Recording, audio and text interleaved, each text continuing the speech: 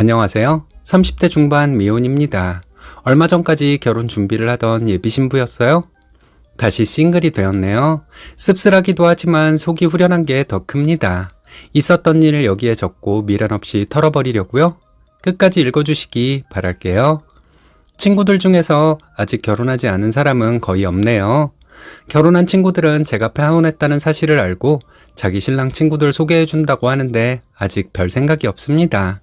미련 없이 파혼을 하긴 했지만 남친에게 뒤통수를 맞을 뻔했기 때문에 그런 것 같아요.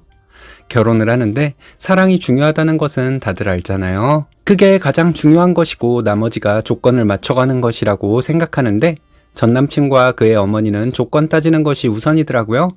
남친이 그럴 줄은 몰랐어요. 자기 엄마가 그러니까 슬그머니 자기도 본색을 드러냈던 것 같습니다. 남친과는 3년 정도 교제를 하고 결혼 얘기가 나왔습니다. 남친이 프로포즈를 했지만 예정된 것이었죠. 그전에도 결혼에 대한 얘기를 가끔 했었으니까요. 남친은 저보다 연하였습니다. 저는 직장인이었고 남친은 고시 공부를 하는 사람이었는데 그때 만났어요. 언젠가 남친은 공부를 그만하겠다고 하더라고요. 시험에 합격해봤자 박봉에 힘들 것 같다면서 취업을 하겠다는 것이었습니다.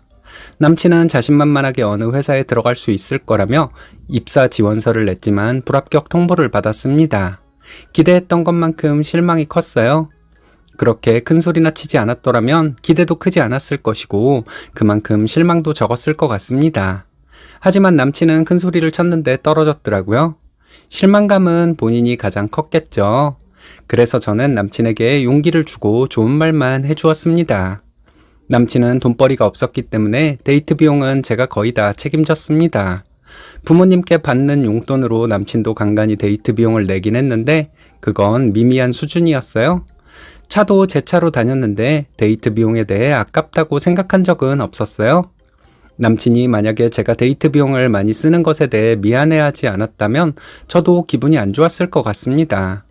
하지만 남친은 늘 미안하게 생각했어요. 자기가 취업하면 다 갚을 것이라고 했으니까요.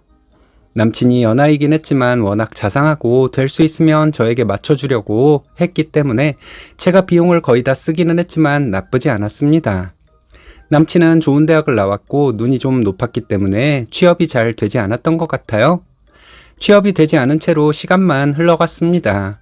남친의 눈높이에 맞는 회사가 그리 많은 것도 아니고 해서 취업이 안 되었던 것도 있었겠죠. 저희는 결혼 얘기가 나오기 전부터 양가 부모님께 자연스럽게 인사를 드렸습니다. 교제하는 사이라고 하며 서로의 집에 놀러가곤 했던 거죠. 저희 부모님은 남친이 취준생이라는 사실을 알고 계셨지만 제가 좋다면 좋은 거라는 식으로 생각해 주셨어요. 남친 부모님도 마찬가지였습니다. 그렇게 취업 준비를 하며 시간을 끌다가 드디어 남친은 대기업에 취업이 되었습니다. 남친도 저도 너무 기뻤죠. 양가 부모님도 엄청 기뻐하셨습니다. 남친은 이제 내가 맛있는 것도 많이 사주고 이쁜 옷도 사줄게 하는데 그 말도 너무 듣기 좋았습니다. 남친이 입사를 하고 나서 반년 정도 지나고 남친은 저에게 정식으로 프로포즈를 했습니다. 남친이 취업하기 전에도 저희는 간간히 결혼에 대해 얘기를 하곤 했어요. 그래서 이 남자와 결혼하게 된다고 생각하고 있었지만 남친이 막상 정식으로 프로포즈를 하니 감동적이더라고요. 고시생, 취준생이었던 자기를 믿고 기다려줘서 고맙다고 하며 평생 함께 하자는 말이 참 듣기 좋았습니다. 그런데 안 좋은 일은 그때부터 생기기 시작했어요. 그전에는 남친 집에 놀러 가면 편하게 놀고 왔거든요. 결혼할 것이라고 양가에 알리고 나니 남친 집은 불편해지기 시작했습니다. 프로포즈를 받고 정식으로 인사를 드리는 것이라 생각하고 남친 집에 잘 차려입고 선물을 들고 찾아갔습니다. 남친 부모님은 저를 소 닭보듯 하는 느낌이었어요. 그전에는 남친 어머니가 저에게 일을 시키거나 한 적도 없었거든요. 그래도 어느 정도 일을 하긴 했어요. 그런데 그때부터는 저에게 식사 차리는 것이며 설거지까지 어머니가 저를 시키더라고요. 식사를 하는 중에 남친 어머니는 제 나이를 트집 잡듯이 말씀하시더라고요. 그전에도 제가 남친보다 연상인 것은 알고 계셨어요. 그런 것에 대해 한마디도 한 적이 없었는데 그날은 왠지 탐탁지 않다는 듯이 제 나이 얘기를 하셨습니다. 네가 우리 아들보다 나이가 많은 건 아는데 보이는 건 더하다 얘. 남친 어머니가 이런 말씀을 하시는데 저는 깜짝 놀랐어요. 남친이 노안이라서 어디 가면 저보다 훨씬 나이가 많은 것으로 보이거든요. 만약 제가 남친보다 나이가 많아 보인다 하더라도 그렇게 대놓고 말씀하시는 것은 예의가 아니잖아요. 암튼 남친 부모님이 예전과는 달라진 것 같아서 뭔가 기분이 좀 안 좋았습니다. 식사를 다 하고 나서 남친 어머니는 제가 다니는 회사가 어디인지 물어보셨어요. 몇 번 얘기해서 알고 계실 줄 알았거든요. 그런데 또 물으시길래 대답해 드렸습니다. 아, 그래. 처음 듣는 회사네. 최저시급 정도 받고 다니나? 이러면서 저를 무시하더라고요. 저희 회사 대기업은 아니어도 대기업에 준하는 중견기업입니다. 연봉이나 보너스 면에서 대기업에 많이 뒤지지 않고요. 그런데 남친 어머니가 이렇게 말씀하시니 또 기분이 상하잖아요. 그래서 한마디 할까 하다가 그냥 참았어요. 저희 부모님에 대해서 물어보시길래 사실대로 말씀드렸는데 또 약간 무시하는 것처럼 말씀하셔서 또 기분 상했어요. 저에 대해 깔보듯 말씀하시는 것도 기분 나쁜데 저희 부모님에 대해서도 그렇게 말씀하시니까 저는 더 이상 그 자리에 있기 힘들었습니다. 저 그만 일어날게요. 마저 드세요. 이렇게 말하고 가방을 집어들었거든요. 너 지금 뭐 하는 짓이니? 내가 한 말 기분 나쁘다고 그렇게 가는 거야? 하시더군요. 네, 기분 나빠요. 기분 나쁠 거 알면서 말씀하셨나봐요. 이렇게 대꾸했어요. 남친 아버지는 그렇다고 시어른 될 사람한테 이게 뭐 하는 짓이야? 하셨습니다. 시어른이요? 무슨 시어른이요? 저 지금 결혼할 마음이 싹 사라졌는데요. 다른 며느리감 찾아보세요. 저는 아닌 것 같아요. 웃으면서 이렇게 말하고 나와버렸어요. 기분 안 나쁜 척 했지만 나와서 걷는데 너무 화가 나더라고요. 남친이 따라 나와서 저를 붙잡는데 남친에게 엄청 화를 냈습니다. 너네 부모님, 네가 취업 잘 되니까 내가 싫은가 보다.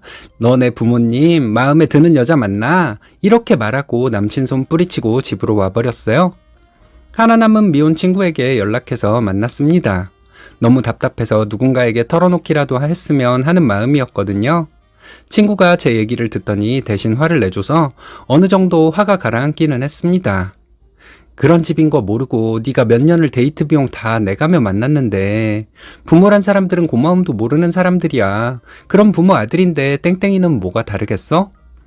친구는 이렇게 말해주면서 자리 박차고 나온 거 잘했다고 말해주었습니다. 친구랑 만나서 얘기하고 있는 중에도 남친으로부터 전화가 계속 오더라고요. 무시하고 친구와 얘기했죠. 그리고 집에 왔는데도 계속 전화가 왔습니다. 남친과 얘기하게 되면 진짜 욕이 나올 것 같아서 전화 안 받고 잤어요. 며칠간 남친으로부터 문자와 카톡이 왔는데 계속 미안하다고 하더라고요. 그러니까 저도 자연스럽게 다시 생각해보게 되었습니다. 그리고 며칠 후에 남친과 만났어요. 남친은 계속 미안하다고 하더라고요. 자기 부모님이 다시는 그런 행동 못하게 할 테니 다시 생각해보라는 것이었습니다. 솔직히 저는 자신이 없었어요. 남친과 결혼하면 남친 부모님을 내 부모처럼 여기고 살아야 하잖아요. 나를 그렇게 대놓고 무시하고 우리 부모님까지 그렇게 무시하는 사람들을 제가 참아줄 수는 없을 것 같았습니다. 이런 제 마음을 남친에게 솔직하게 얘기했죠. 남친은 다시 잘해보자는 말을 수없이 했지만 저는 고개를 가로젓기만 했어요. 그날 남친과 헤어지고 저는 마음을 확실히 접고 부모님께 사실을 알렸어요. 결혼에 대한 구체적인 얘기만 했을 뿐 뭔가 실행에 옮긴 것은 없었거든요. 그래서 복잡할 것도 없었습니다. 다만 남친이 저에게 잘해주었던 것은 가끔 기억이 나더라고요. 약간 마음이 아프기도 했죠. 며칠 후에 남친 어머니에게 전화가 왔습니다. 조금 망설이다가 확실하게 제 입장을 얘기하려고 전화를 받았어요. 남친 어머니는 제가 속이 좁은 것처럼 말하더라고요. 어른이 그 정도 얘기도 못하냐며 그런 소갈머리로 어떻게 사회생활을 하는지 모르겠다고 비꼬는 거였어요. 그딴 식으로 아들 여자친구를 무시하듯이 말하는 거 무식한 사람들이나 하는 짓이라고 했습니다. 마음에 안 들면 그렇다고 말을 하면 되지 우리 부모님까지 들먹인 것은 평생 용서할 수 없는 것이라는 말도 했어요. 남친 어머니는 용서 못하면 네가 어쩔 건데? 이러시더라고요. 그 집안 앞으로 계속 안 좋은 일만 있기를 바라는 것밖에 없겠네요. 하고 큰 소리로 웃은 뒤 전화를 끊었습니다. 또 전화가 오는데 무식한 남친 어머니가 욕이나 할 게 뻔해서 전화 안 받았습니다. 그랬더니 문자로 욕이 날라오더라고요. 몇 글자 욕이 보이길래 차단해버렸어요. 3개월 정도 지나고 나서 남친 친구에게 전화가 왔습니다. 모르는 번호로 전화가 오는데 그날은 이상하게 받게 되더라고요. 제가 원래 저장되지 않은 번호로 오는 전화는 안 받거든요. 전화를 받아보니 남친 친구였습니다. 컴퓨터 조립을 하는 사람인데 제가 한번 그 친구에게 컴퓨터를 주문했던 적이 있었거든요. 그 후로 그 친구에 대해서는 들은 적이 없었는데 제 연락처가 저장돼 있어서 연락을 했나 봐요. 남친과 그 친구는 언젠가부터 사이가 안 좋아졌다고 합니다. 그 얘기 들으셨어요? 첫 마디가 이랬어요. 무슨 일이냐고 했더니 남친이 여자를 만났는데 그 여자가 임신을 했다는 얘기였어요. 상대 여자가 나이는 40대이고 애 하나 키우는 돌싱녀라는 것이었습니다. 자세히 들어보니 남친이 저랑 헤어지고 나서 술을 자주 마셨대요. 술을 마시다가 노래방에 자주 가게 됐고 도우미를 불렀는데 그 도우미가 남친을 위로해 주었답니다. 그래서 좋은 관계로 지냈고 결국 사고를 쳐버린 것이죠. 남친은 그 여자가 남자 마음을 잘 다독여주는 착한 사람이라며 꼭 결혼을 하겠다고 했고 남친네 집은 발칵 뒤집혔다는 것이었어요. 남친이랑 헤어지고 나서 2번 통화를 했거든요. 남친은 저에게 다시 잘해보자고 했지만 저는 거부한 게 통화 내용의 전부였습니다. 남친 친구로부터 소식을 듣고 참 어이가 없더라고요. 꼭 내가 저주를 내린 것 때문에 남친에게 그런 일이 생긴 것 같기도 하고, 근데 웃긴 건 그 며칠 후에 남친 어머니에게 전화가 왔다는 거였죠. 남친 어머니는 거친 숨소리로 말을 하더라고요. 글쎄, 제가 자기 아들을 망쳐놓았답니다. 저 때문에 마음이 아파서 술을 먹고 다니다가 애 딸린 이혼녀와 들러붙게 된 것이라나요? 말도 어찌나 천박하게 하던지 어떻게 책임질 것이냐는 말까지 하더군요. 책임은 무슨 책임이요? 당신이 나 마음에 안 든다고 하길래 헤어진 거고 그걸로 우리는 끝이었어요. 내가 무슨 책임이 있어요? 하고 따졌더니 글쎄 자기 아들이 저 때문에 마음 아파하다가 그런 여자를 만나게 된 것이니 제 책임이랍니다. 어이가 없어서 웃음만 나오더군요. 저는 뭐 법적으로 책임질 일 있으면 책임지겠다고 하면서 웃어줬어요. 남친 어머니 숨소리가 더 거칠어지더라고요.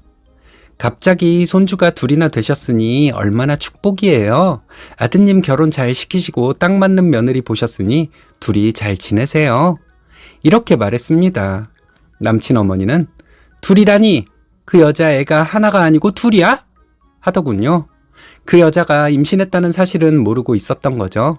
그래서 제가 다 큰 애 하나 있고 그 여자 뱃속에 하나 또 있잖아요. 이랬는데 그게 무슨 소리야? 똑바로 말해! 하며 소리를 지르더라고요. 몰라요. 아드님한테 확인하시고요.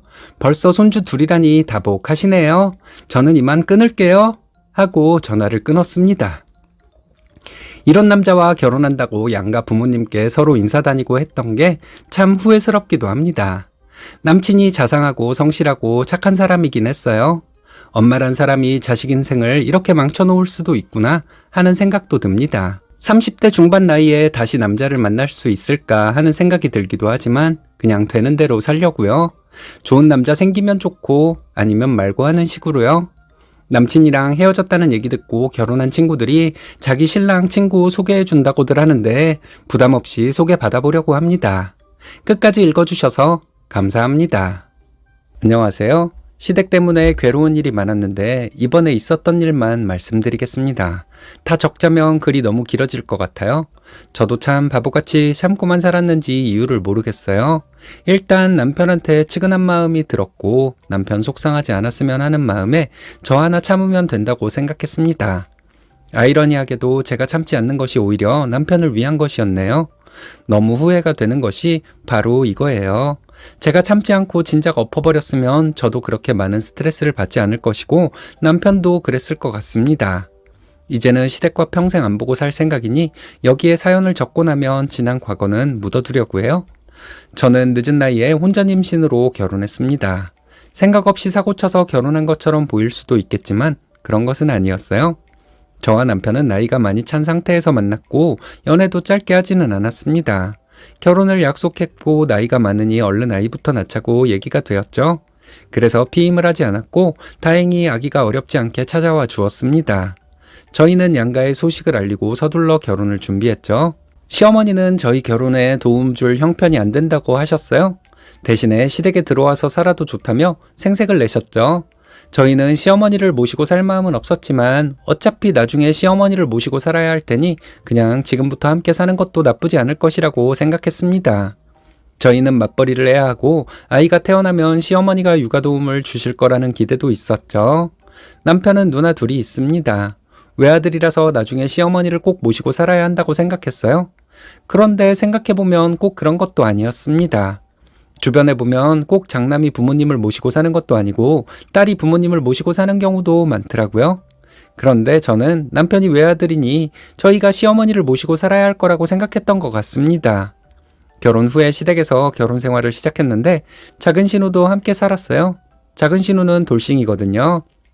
아이 둘을 낳고 이혼했는데 아이는 신우의 전 남편이 키우고 있다고 들었습니다. 처음에는 그냥 그런가 보다 했는데 이건 좀 말이 안 되더라고요. 저도 아이를 낳아 키워보니 어린 아이들을 아빠가 맡아서 키우는 것은 엄마가 키우는 것보다 훨씬 어려울 것 같다는 생각이 들었습니다. 신우에게 무슨 사정이 있었는지는 몰라도 신우가 아이들을 보고 왔다는 소리는 한 번도 못 들었어요. 결혼 생활을 시작하고 시어머니와 신우는 곧바로 본색을 드러냈습니다. 며느리가 들어왔는데 반찬도 제대로 하지 않는다고 난리를 친 것이 시작이었어요. 저는 임산부인데다가 휴직 전이었는데 어떻게 그런 소리를 할 수 있는지 같이 사는 작은 신우도 시어머니 못지않게 저를 갈궜습니다. 그리고 시어머니와 작은 신우가 큰 신우에게 뭐라고 말했는지 큰 신우는 저에게 전화해서 며느리 노릇 똑바로 하라고 했어요. 너는 네 애가 태어나도 그렇게 굶길 거냐? 큰 신우가 이런 말을 했습니다. 이게 무슨 소리냐면 제가 집에 신경을 쓰지 않아서 저희 남편이 밥도 제대로 못 먹는다는 말이었어요. 굶긴다는 건 무슨 기준으로 나온 말인지 모르겠습니다. 남편과 저는 같은 시간에 출근하고 비슷한 시간에 퇴근해서 집에 들어갔거든요. 시어머니가 거동이 불편할 정도로 연세가 많은 것도 아니에요. 그럼 음식이나 집안일은 당연히 시어머니가 해야 하는 거 아닐까요? 며느리 입장에서 이런 제 생각을 말하기도 좀 그렇잖아요. 나는 일하는 사람이니까 어머니가 집안일 다 하세요. 이렇게 말하면 안 되는 줄 알았습니다. 게다가 저는 임산부였고 신우는 직장 다니며 시댁에 얹혀 사는 것이니까 신우가 하면 되잖아요. 그런데 제가 집안일도 해야 하고 음식도 해서 진수성찬을 차려내야 한다는 것은 무슨 논리였는지 모르겠습니다. 작은 신우는 저에게 정말 가정교육을 어떻게 받은 거니? 시집가서 이렇게 하라고 배웠니? 우리 엄마 같은 시어머니가 어디 있어? 등신같이 며느리한테 한마디도 못하고 속으로 앓기나 하고 말이야. 우리 엄마 참 불쌍하다. 이렇게 말한 적이 있어요? 시어머니 저한테 막말도 잘하시고 할 말 못한 거 기억해 두셨다가 나중에 꼭 막말하듯이 말씀하시는 분이거든요. 절대 좋게 말하지 않습니다. 큰 신우는 저에게 너 계속 그러면 가족으로 인정 못해. 어느 집에서 너 같은 며느리를 가족으로 인정하겠어? 이런 말도 했습니다. 시어머니는 본인도 저에게 막말을 했지만 신우들이 저에게 그렇게 하는 것을 보면 참 만족스러워 하셨어요.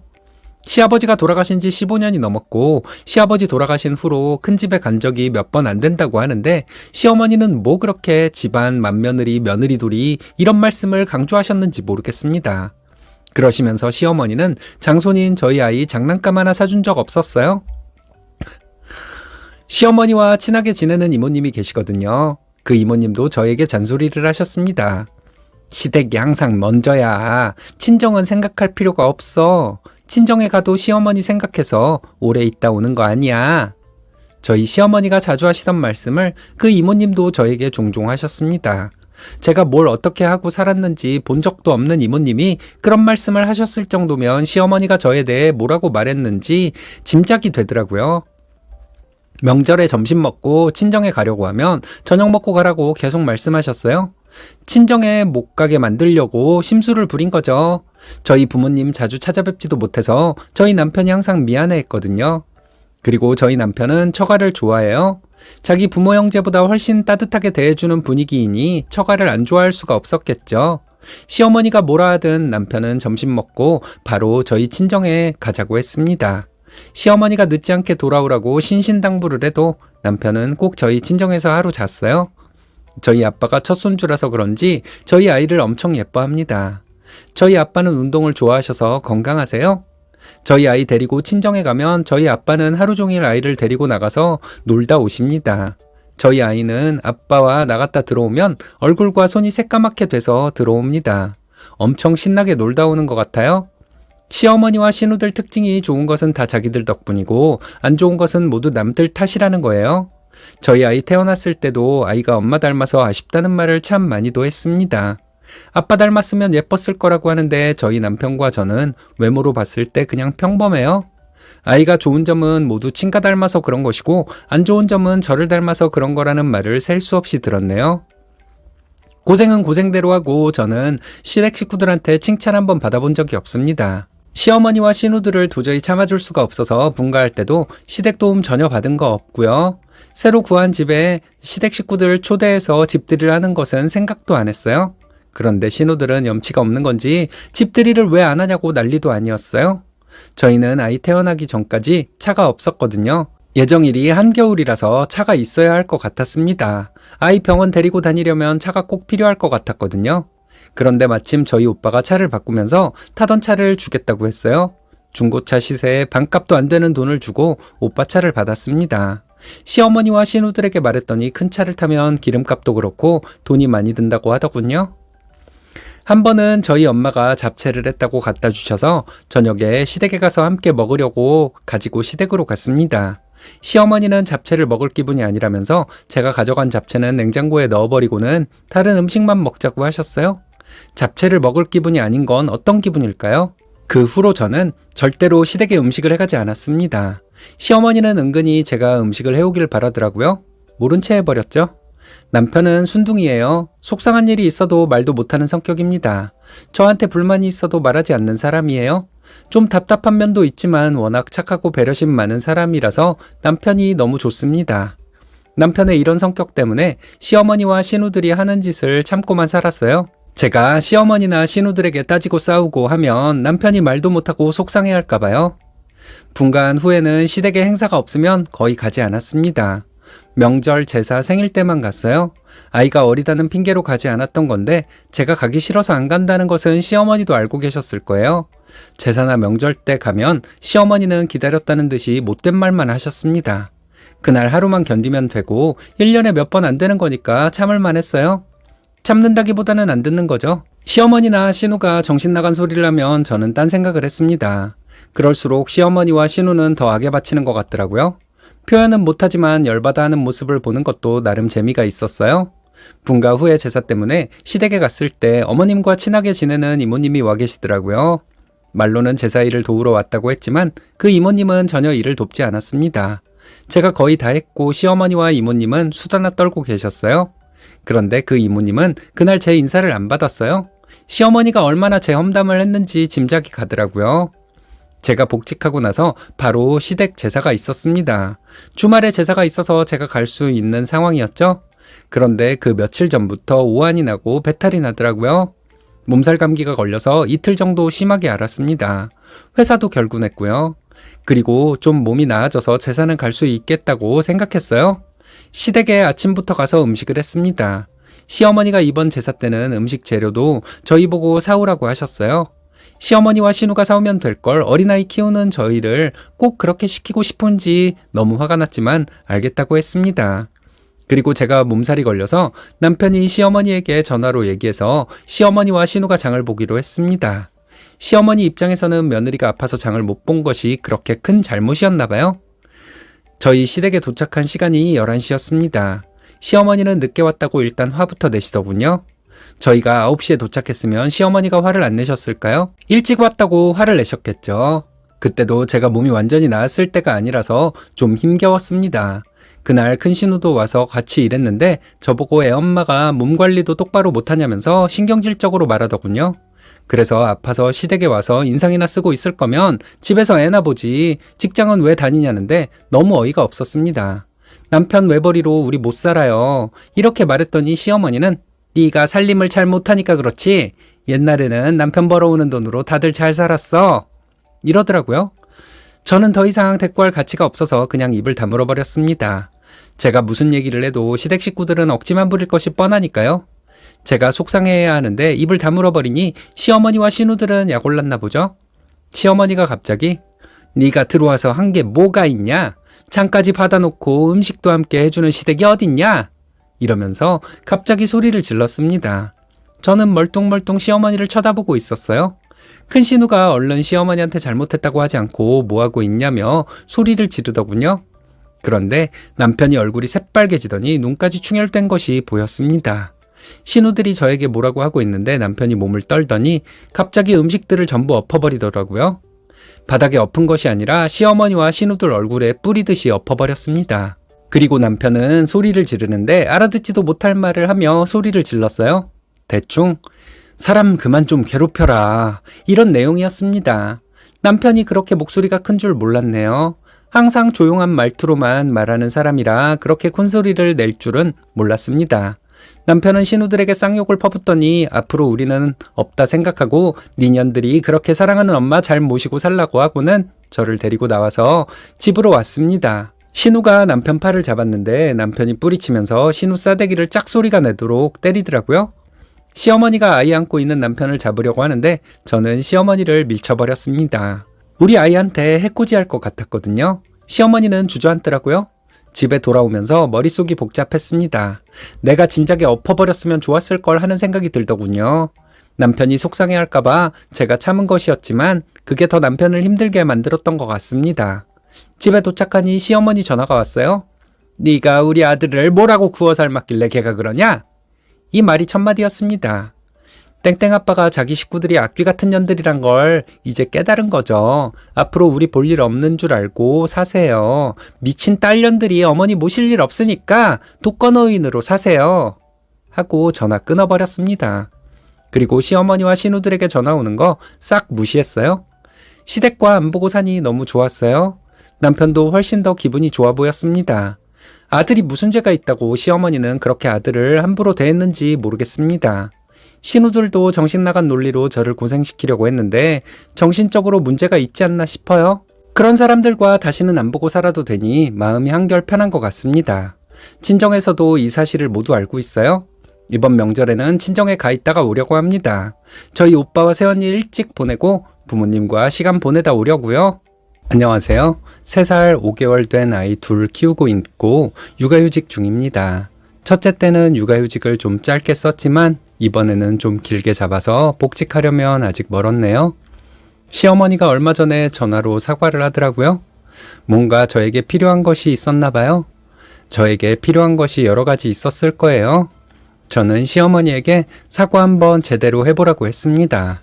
시어머니는 마음에도 없는 사과, 그저 미안하다고 하면 끝나는 줄 알았나 봅니다. 남편과 만나서 연애를 시작하고 얼마 안 돼서 남편 집에 놀러 갔습니다. 나름 화기애애한 분위기였어요. 저희 부모님은 남자친구 집에 놀러 가는 것을 별로 안 좋아하셨기 때문에 저는 처음으로 남자친구 집에 놀러 갔던 것이었어요. 시댁 식구들이 저를 반겨주었고 저도 나름 성격이 활발한 편이라서 즐거운 시간을 보내다 왔습니다. 남편 집에 갔을 때 좋았던 기억이 있어서 얼마 후 명절에 또 인사를 드리러 갔습니다. 명절 당일 점심때쯤에 시댁에 도착해서 가지고 간 선물을 드리고 밥을 먹었어요. 밥을 다 먹고 다과상 앞에 있는데 시어머니는 저에게 서운하다는 말을 하시더군요. 저는 좀 놀랐죠. 무슨 일 때문에 서운하시냐고 물었더니 제가 전날 와서 음식을 같이 할 줄 알았는데 오지 않아서 서운하다는 것이었습니다. 저는 또 놀랐죠. 좀 놀라기는 했지만 어머니께서 서운하다고 하시니 다음부터 잘하겠다고 말씀드렸습니다. 이런 말을 제가 왜 했는지 모르겠네요. 그때는 제가 처음 남자친구 부모님을 겪고 있는 중이라서 저도 모르게 그렇게 저자세로 나갔던 것 같습니다. 기분이 뭐라 표현하기 어려울 정도로 묘했습니다. 뭔가 개운하지 못한 그런 느낌이었어요. 남편도 그때 저희 부모님께 인사를 드렸고 저희 부모님께 참 잘하는 예비사위였습니다. 선물도 챙겨드리고 저희 부모님 모시고 외식도 가끔 했습니다. 용돈도 가끔 드렸고요. 저도 시부모님께 비슷하게 했지만 제가 남편보다 좀 더 잘했습니다. 양가에 인사도 드렸고 서로 양가 부모님께 잘하고 있었기 때문에 저는 은연중에 남편과 결혼하게 될 것 같다는 생각이 들었습니다. 어차피 가족이 될 텐데 시부모님을 내 부모님이라고 생각하고 잘하자는 마음에 노력 많이 했습니다. 그런데 시어머니는 저를 별로 마음에 안 들어하는 눈치더라고요. 시어머니는 점점 저를 싫어하는 티를 내셨어요. 그럴수록 저는 시어머니에게 더 잘하려고 노력했습니다. 제가 잘하면 시어머니도 저를 좋게 봐주실 거라고 생각했죠. 시어머니가 저를 탐탁지 않게 생각하는 이유를 저는 전혀 몰랐습니다. 남편과도 얘기를 해봤지만 남편도 잘 모르겠다고 하더라고요. 남편은 제가 자기 엄마에게 잘하고 있으니까 언젠가는 자기 엄마도 저를 예쁘게 봐주실 거라고 하길래 그런가 보다 했어요. 결혼 후에도 시어머니는 저를 마음에 안 들어 하셨습니다. 별것도 아닌 일을 가지고 지적하고 제가 심각한 잘못을 한 것처럼 저를 불러다 앉혀놓고 진지하게 충고를 하셨어요. 생각해보면 정말 별거 아니거든요. 저는 계속 시어머니에게 잘하려고 노력하고 시어머니는 저를 싫어하기만 하시니 저도 한계를 느끼게 되더라고요. 그래서 저는 시어머니께 하던 것을 중단해 버렸습니다. 선물을 드리던 것도 용돈을 드리던 것도 전부 중단해 버렸죠. 그때쯤에 저는 첫째를 임신했어요. 남편과 저는 너무 기뻐서 양가의 사실을 알려드렸습니다. 양가 부모님들 모두 축하한다고 말씀하시고 기뻐하시는데 시어머니는 그것도 마음에 안 들어 하셨습니다. 벌써 임신을 하면 어떻게 하니? 너희 대출 안 갚을 거야? 이러시더라고요. 애 생겼다고 집에 틀어박힐 생각 하지도 마라.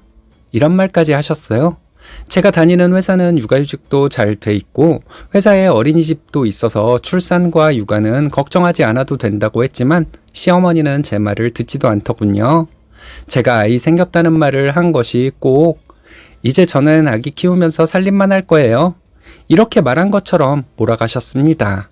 이걸 제가 계속 변명하듯 시어머니에게 설명해야 한다는 것 자체도 너무 힘들었어요.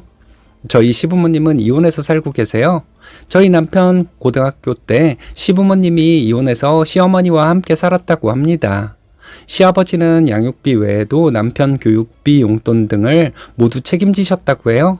시어머니는 틈만 나면 시아버지 뒷담화를 하셨어요. 두 분의 결정적인 이혼 사유는 잘 몰랐는데 나중에 알고 보니 시어머니가 화투를 치러 다닌 것이 결정적인 이혼 사유라는 것을 알게 되었습니다. 시어머니가 화투를 치러 다니면서 소소하게 돈을 잃는 것도 있었지만 집안일까지 모른 채 하며 화투를 치러 다녀서 시아버지와 한동안 다투다가 이혼을 하게 되었다고 합니다.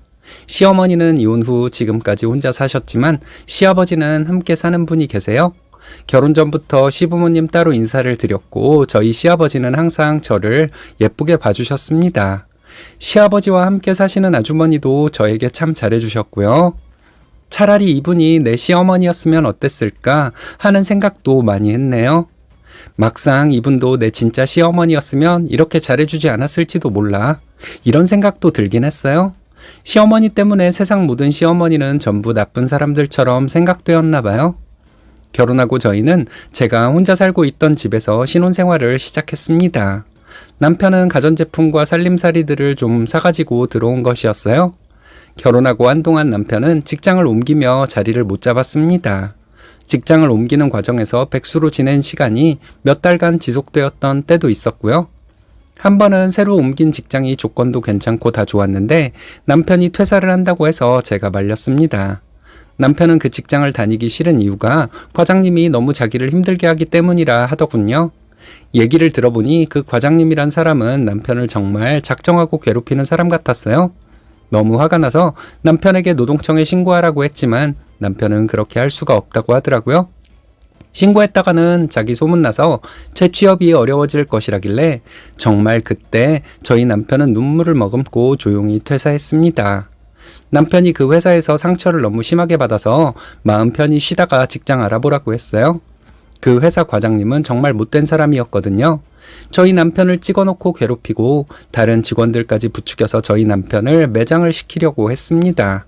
이때 남편의 백수 생활이 좀 길어졌어요. 이때도 시어머니는 저에게 억지를 부리더라고요. 너 남편 직장 안 다닌다고 집에서 구박하고 그러지 마라. 너 그러는 거 아니다. 이런 식으로 말씀하시는데 누가 들으면 제가 남편을 구박하는 것처럼 생각했을 것 같았습니다. 저 안 그래요. 저 연봉 높아요. 둘이 충분히 먹고 살아요. 걱정하지 마세요. 이렇게 말했더니 시어머니는 제가 잘난 척을 했다고 또 트집을 잡더군요. 연봉 높다는 말이 시어머니 앞에서 할 말이냐고 하는데 너무 어이가 없었습니다. 그때는 시어머니가 하도 강하게 말을 해서 따지지도 못했어요. 그런가? 어른 앞에서 내 연봉 높다는 말 하면 버릇없는 건가? 이런 생각을 하느라 대꾸도 하지 못했습니다. 저희 아이 태어날 때쯤에 남편은 괜찮은 조건으로 취업이 되었습니다. 저와 남편은 너무 기뻐서 축하 파티도 했어요. 그리고 남편은 그 직장에서 자리를 잘 잡고 잘 다니고 있습니다. 저희 아이 태어났을 때 저희 시아버지는 조리원에 오셔서 200만 원을 주고 가셨어요. 왜 그렇게 큰 돈을 주시냐고 아기용품 다 준비돼 있어서 이러시지 않으셔도 된다고 했는데 시아버지는 내 손주 주는 거 아니야. 고생한 우리 며느리 맛있는 거 사 먹으라고 주는 거야. 이러시더라고요. 말씀이 참 감사하잖아요. 이런 시아버지와 참 비교되게도 시어머니는 조리원에 오셔서 돈 한 푼 안 주고 얼굴만 보고 가셨습니다. 명절이나 양가 부모님 생신 때 저희는 따로 선물을 드리지 않고 용돈을 드렸어요. 그게 서로 마음 편할 것 같아서 그렇게 했습니다. 저희 부모님과 시아버지는 고맙다고 하셨는데 시어머니는 불만스럽다고 말씀하셨죠. 다른 집 자식들은 명절에 돈도 주고 선물도 준다는데 이러셨거든요. 저희 적은 돈 드리지 않았는데 말이죠. 시아버지는 저희가 용돈을 드리면 그 이상으로 꼭 돈을 주셨습니다. 한 번은 저희 집에 오셨다가 냉장고가 좀 오래된 것 같다고 냉장고 살 돈을 주고 가신 적도 있어요. 이런 일이 계속 반복되니 저도 인내심의 한계가 오더라고요. 저만큼은 아니어도 남편도 꽤나 자기 엄마에게 서운해했어요. 부모님에게 용돈을 드리고 꼭 고맙다는 말을 들어야 하는 것은 아니지만 나쁜 말은 안 듣고 싶었습니다. 제가 속이 좁은 거라고 하신다면 할 말은 없겠지만요. 제가 무슨 일이 있어서 시아버지께 용돈을 드리면 시아버지와 함께 살고 계시는 아주머니도 가끔 저에게 전화를 주셨어요. 시아버지께서 너무 기뻐하신다며 고맙다고 말씀하셨죠. 그리고 그 아주머니께서 고향이 울진인데 그곳에 아는 분이 계시다고 가끔 저희 친정에 대게를 보내주셨습니다. 시아버지와 함께 사시는 아주머니도 이 정도인데 시어머니는 항상 그런 태도를 보여주시니 더 기분이 나쁘더라고요. 저는 임신 중일 때도 시어머니와 친해지려고 며칠에 한 번씩 꼭 안부 전화를 드렸어요. 시어머니는 그때도 몸은 힘들지 않냐? 뱃속의 아이는 잘 크고 있냐? 이런 거 한번 물어본 적이 없습니다. 그때 남편이 시어머니와 크게 다툰 적이 있는데 명절에 저 혼자 시어머니를 찾아뵈었습니다. 그때 시어머니 하신 말씀이 왜 이렇게 늦게 왔냐? 이거였어요. 이혼해서 혼자 사시기 때문에 차례를 지낼 일도 없는 분이 명절 음식은 왜 그렇게 꼭 하는지 저는 이해할 수도 없었습니다. 남편 얘기를 들어보면 그 전에 시어머니는 명절에 명절 음식을 할 때도 있고 안 할 때도 있었다고 했거든요. 그런데 저를 만난 이후로 시어머니는 명절 음식을 꼭 하는 분이 되었습니다. 저는 아무리 시어머니와 친해지려 해도 시어머니는 저를 싫어하는 티를 내시니 저도 언젠가부터 시어머니에게 전화를 하지 않게 되었죠. 그리고 명절에는 꼭 시아버지 댁에 가서 음식을 했어요. 시어머니가 왜 안 오냐고 하면 내 남편, 내 아이, 조상님들을 모시느라 바쁘다고 했습니다. 시어머니가 화를 내시길래 어머니 먹을 음식이 중요하냐, 내 아이 조상님 차례상에 올릴 음식이 중요하냐며 따졌어요. 시어머니는 전화기에 대고 소리소리 지르고 난리를 치셨습니다. 저는 말도 안 되는 억지 듣고 있을 시간 없다 말하고 전화를 끊어버렸어요. 명절 지나고 남편에게 시어머니와 통화한 내용을 전부 말했습니다. 남편은 자기가 사과한다고 하며 제가 하고 싶은 대로 하라고 말하더군요. 그래서 앞으로 시어머니는 찾아뵙지 않을 테니 당신 혼자 찾아뵙던지 알아서 하라고 했고 남편도 알겠다고 했어요. 그 후로 시아버지 댁만 찾아뵈었습니다. 시어머니한테는 연락도 하지 않고 지냈는데 남편도 시어머니를 거의 찾아뵙지 않고 어쩌다 전화통화만 한 번씩 하더라고요. 그 후에 둘째가 태어났는데 저희 남편은 시어머니에게 병원을 알려주지 않았어요. 시어머니가 어느 병원이냐고 물었는데 남편은 오지 마시라고 했대요. 시어머니는 그게 말이나 되는 소리냐고 화를 내셨는데 남편이 엄마 때문에 땡땡엄마 너무 힘들었어요. 애 낳느라 힘들었는데 엄마 보면 더 힘들어질 거예요. 그냥 오지 마세요. 애들 보고 싶으면 땡땡엄마 마음 완전 풀어주고 오세요. 근데 엄마가 사과한다고 땡땡엄마 마음이 풀릴 것 같지는 않아요. 이렇게 말했다고 합니다. 둘째 태어나고 몇 달 후에 남편한테 시어머니가 전화를 했대요. 시어머니는 제가 전화를 안 받는데 어떻게 하냐고 묻더랍니다. 그래서 왜 전화를 하시냐고 남편이 물었대요. 시어머니는 네 말대로 사과하려고 전화했다고 하셨답니다. 근데 제 전화기를 아무리 찾아봐도 시어머니로부터 온 부재중 전화는 한 통도 없었거든요. 남편에게 그렇다고 말했더니 남편은 시어머니가 또 거짓말을 했나 보다며 신경 쓰지 말라고 했어요. 그래서 저는 가볍게 넘기고 말았습니다. 그리고 며칠 후에 시어머니한테 전화가 왔어요. 시어머니 첫 마디는 뭐 하고 있니? 이거였습니다. 애기 보고 있죠. 저는 간단히 이렇게 대답했어요. 시어머니는 얼굴 본 지가 너무 오래됐다고 하시길래 저는 그래서 어쩌라고요? 하고 물어봤습니다. 시어머니는 그래도 얼굴은 보고 살아야지 이러셨어요. 저는 그럴 일 없어요. 짧게 대답했습니다. 시어머니는 그래 알았다. 내가 미안하다. 이러시더군요. 그리고는 주말에 찾아오라는데 저는 더 화가 났습니다. 저는 안 가요. 이렇게 말했는데 시어머니는 내가 미안하다고 하잖니? 그럼 풀고 살아야지. 언제까지 이렇게 살 수는 없잖아. 하시더라고요. 저는 어머니 이게 사과예요? 어디 한번 제대로 해보세요. 드러나 볼게요. 이렇게 말했고 시어머니는 아무 말이 없으셨습니다. 어머니가 저한테 못된 짓 한 거 하나하나 열거해 볼까요? 했더니 계속 말이 없길래 아버님이랑 어머님이 저희한테 참 잘해주세요.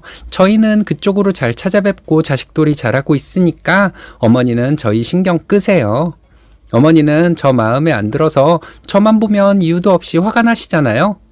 이렇게 말하고 말씀이 없길래 전화 끊었어요. 시어머니는 남편에게 전화해서 제가 한 말을 전했다고 합니다. 남편이 시어머니에게 엄마가 땡땡이 엄마 마음 풀어줄 길은 없는 것 같아요. 무릎 꿇고 빌어도 안 될 것 같아요. 그냥 포기하세요. 했다네요. 그 후로도 시어머니가 남편에게 전화해서 어떻게 하면 제 마음이 풀리냐고 계속 물어봤다고 합니다.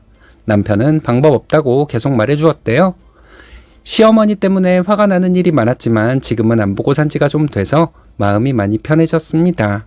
지금도 가끔 시어머니가 저에게 했던 말들이 생각나서 화가 치밀어 오르곤 해요. 시간이 약이겠지요. 돌이켜보면 나를 그렇게 미워하기로 결심한 사람과 뭐하러 그렇게 가까워지려고 노력했는지 모르겠습니다. 안녕하세요. 저는 30대 중반 남자입니다. 저는 예비장인 어른의 뺨을 때린 놈입니다. 주변에서 다들 잘한 것이라고 말해주고 있습니다. 아내가 될 저의 여자친구도 제가 든든하게 느껴진다고 하네요. 장모님을 모시고 살아야 할 것 같습니다. 꽃다운 젊은 시절을 힘들게만 살아오신 장모님을 저는 마음 편히 살게 해드리고 싶습니다. 젊은 놈이 나이 드신 분을 때린다는 것이 잘못이라는 걸 알고 있지만 저는 꼭 그렇게 하고 싶었습니다. 여러분들에게 한번 얘기를 해보고 싶어서 이렇게 사연을 보냅니다. 30대 초반에 여자친구를 만나서 연애를 시작했습니다. 그전에도 여자친구를 적게 사귀어 본 것은 아니라서 그렇게 특별한 느낌은 없었어요. 한동안 여자친구와 잘 지내다가 여자친구의 집안 사정을 듣게 되었습니다. 그런 안 좋은 집안 사정 때문에 여자친구는 일만 하며 살아왔다 하더라고요. 남자친구를 사귈 엄두도 내지 못했다고 합니다. 자기를 좋아하는 남자도 자기의 조건을 보면 기겁을 하고 도망칠 것이라고 생각했다네요. 저도 여자친구보다 나을 것 없는 가정 환경에서 자랐습니다. 술과 도박에 빠져 살던 아버지를 대신해 가장으로 살아야 했던 저희 어머니를 보며 저는 마음속에 많은 상처를 받고 자랐습니다. 제가 대학을 졸업하고 취업이 되어 어머니에게 둘이 살자는 제안을 했습니다. 어머니는 거절을 하시더라고요. 아버지와 죽어도 이혼을 못하겠다고 하셨습니다. 도움이 되기는커녕 본인밖에 몰라서 가족들을 그렇게 힘들게 만들었던 남편을 사랑하신답니다. 세상에서 가장 존경하신답니다. 저는 저희 엄마를 외면할 수밖에 없었습니다. 저희 엄마가 힘들게 사는 것이 보기 싫었고 수많은 몹쓸 짓을 했으면서 당당한 목소리를 내는 아버지를 용서할 수도 없었습니다. 그래서 저는 저희 가족들과 연 끊고 살게 되었습니다. 저희 엄마의 판단을 존중해야죠. 그래서 저는 이 꼴 저 꼴 안 보려고 저희 가족들과 단절한 채로 살았습니다. 여자친구와 사귀기 시작하고 홍기가 찬 나이이기 때문에 저는 저의 사정을 여자친구에게 먼저 얘기해야 한다고 생각했습니다. 그렇게 생각하고 있을 뿐 말할 타이밍을 찾고 있을 때 여자친구가 자기의 집안 사정을 먼저 얘기한 것이었죠. 여자친구는 엄마와 둘이 살고 있다고 했습니다. 아빠와는 10여 년간 연락도 없이 지냈다고 하더군요. 불륜이 뭔지도 모르던 어릴 적부터 그녀의 아버지는 끊이지 않고 바람을 피웠다고 합니다. 언젠가부터 어머니는 아버지의 바람에 화를 내지도 않았다고 합니다. 남편의 바람을 포기해버렸나 봐요. 여친의 아버지는 빚쟁이들에게 쫓겨다니면서도 내연녀와 함께였다고 합니다. 쫓겨다니면서도 럭셔리하게 지냈다네요. 빚쟁이들에게 시달리는 것은 어머니의 몫이었다고 합니다. 어린 나이였지만 여자친구도 많이 무서웠다고 해요. 여자친구가 사춘기가 되었을 때 집에 있으면 너무 답답해서 한때 질이 안 좋은 친구들과 어울리기도 했답니다. 하지만 그것은 잠시였고 묵묵히 딸을 기다려주던 어머니에게 미안해서 다시 제자리로 돌아왔대요. 그리고 열심히 공부에 매진했다고 합니다. 보기에도 제 여자친구는 머리가 좋아 보여요. 그 좋은 머리로 열심히 공부를 했으니 명문대에 들어갈 수 있었겠죠. 장학금을 놓치지 않기 위해 열심히 공부하고 가게에 도움이 되고자 과외 알바도 열심히 했다고 합니다. 그 시기에 아버지가 돌아왔다고 해요. 돈을 다 썼기 때문에 돌아온 것 같다는 생각이 듭니다. 돌아온 후에도 아버지는 은신을 하며 집을 들락거렸고 힘든 일을 겪는 것은 어머니와 여자친구였다고 하네요. 집을 들락거리며 살던 아버지는 딸에게 엄격한 아버지였다고 합니다. 대학생인데 좀 늦게까지 친구들을 만나고 귀가할 수도 있는 거잖아요. 그런데 아버지는 여자친구가 늦게 다닌다고 뺨까지 때렸다고 합니다. 여자친구는 아빠가 딸을 생각하는 마음에 그런 것이라고 생각했대요. 하지만 그런 아빠의 사랑과는 전혀 다른 이야기였습니다. 그냥 자기 스트레스를 풀기 위해 딸에게 그렇게 화를 내고 때리고 한 것이었겠죠. 여자친구는 대학을 좋은 성적으로 졸업하고 좋은 직장에 취업이 되었습니다. 그랬더니 아버지란 사람이 돈을 그렇게 요구했다고 해요. 그때는 어머니가 나서서 막아주었다 합니다. 딸의 돈을 뺏는 것은 안 될 일이라고 하며 아빠와 대신 싸워주셨다고 해요. 여자친구는 아빠가 집에 없을 때보다 그렇게 들락거리며 지낼 때가 더 힘들었다고 합니다. 사춘기도 다 지난 대학생이었는데 말이죠. 아빠에게 맞았던 그 트라우마가 여자친구에게는 아직도 심하게 남아 있습니다. 가끔씩 보이는 이상행동 때문에 저는 여자친구에게 상담을 받아볼 것을 권유했거든요. 계속 상담을 받고 마음을 풀어냈기 때문에 여자친구는 현재 많이 좋아진 상태입니다. 그리고 여자친구는 큰 마음 먹고 어머니에게 자기의 속마음을 모두 얘기했다고 합니다. 어머니는 여자친구에게 한동안 미안하다고 사과를 하셨답니다. 어머니의 사과로 여자친구는 아버지를 용서하기로 마음먹을 수 있었다고 합니다. 상담을 받을 때 선생님께서 엄마를 위해서가 아니라 자신을 위해서 아버지를 용서하라고 하셨대요. 그 말을 듣고 여자친구는 아버지를 용서하려고 한동안 노력했다고 합니다. 그게 쉽지는 않았지만 언젠가부터 마음이 편해졌고 드디어 자기가 아버지를 용서했다고 생각했대요. 여자친구가 회사를 다니기 시작하고 아버지가 계속 돈을 요구했지만 돈이 나오지 않자 아버지는 집에 거의 안 왔다고 합니다. 근데 가끔 전화가 오더라고요. 여자친구는 아버지가 소액을 요구할 때는 가끔 돈을 붙여주었다고 합니다. 온갖 앓는 소리를 하니 외면하기가 어려웠대요.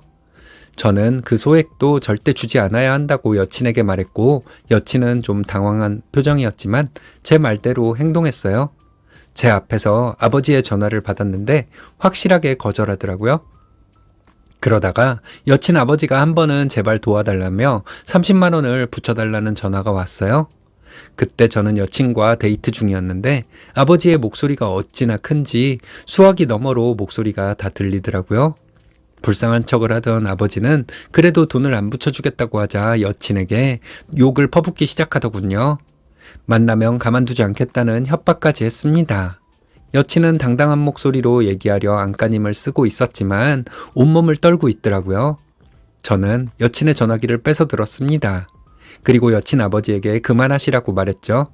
여친 아버지는 저에게도 욕을 하더군요.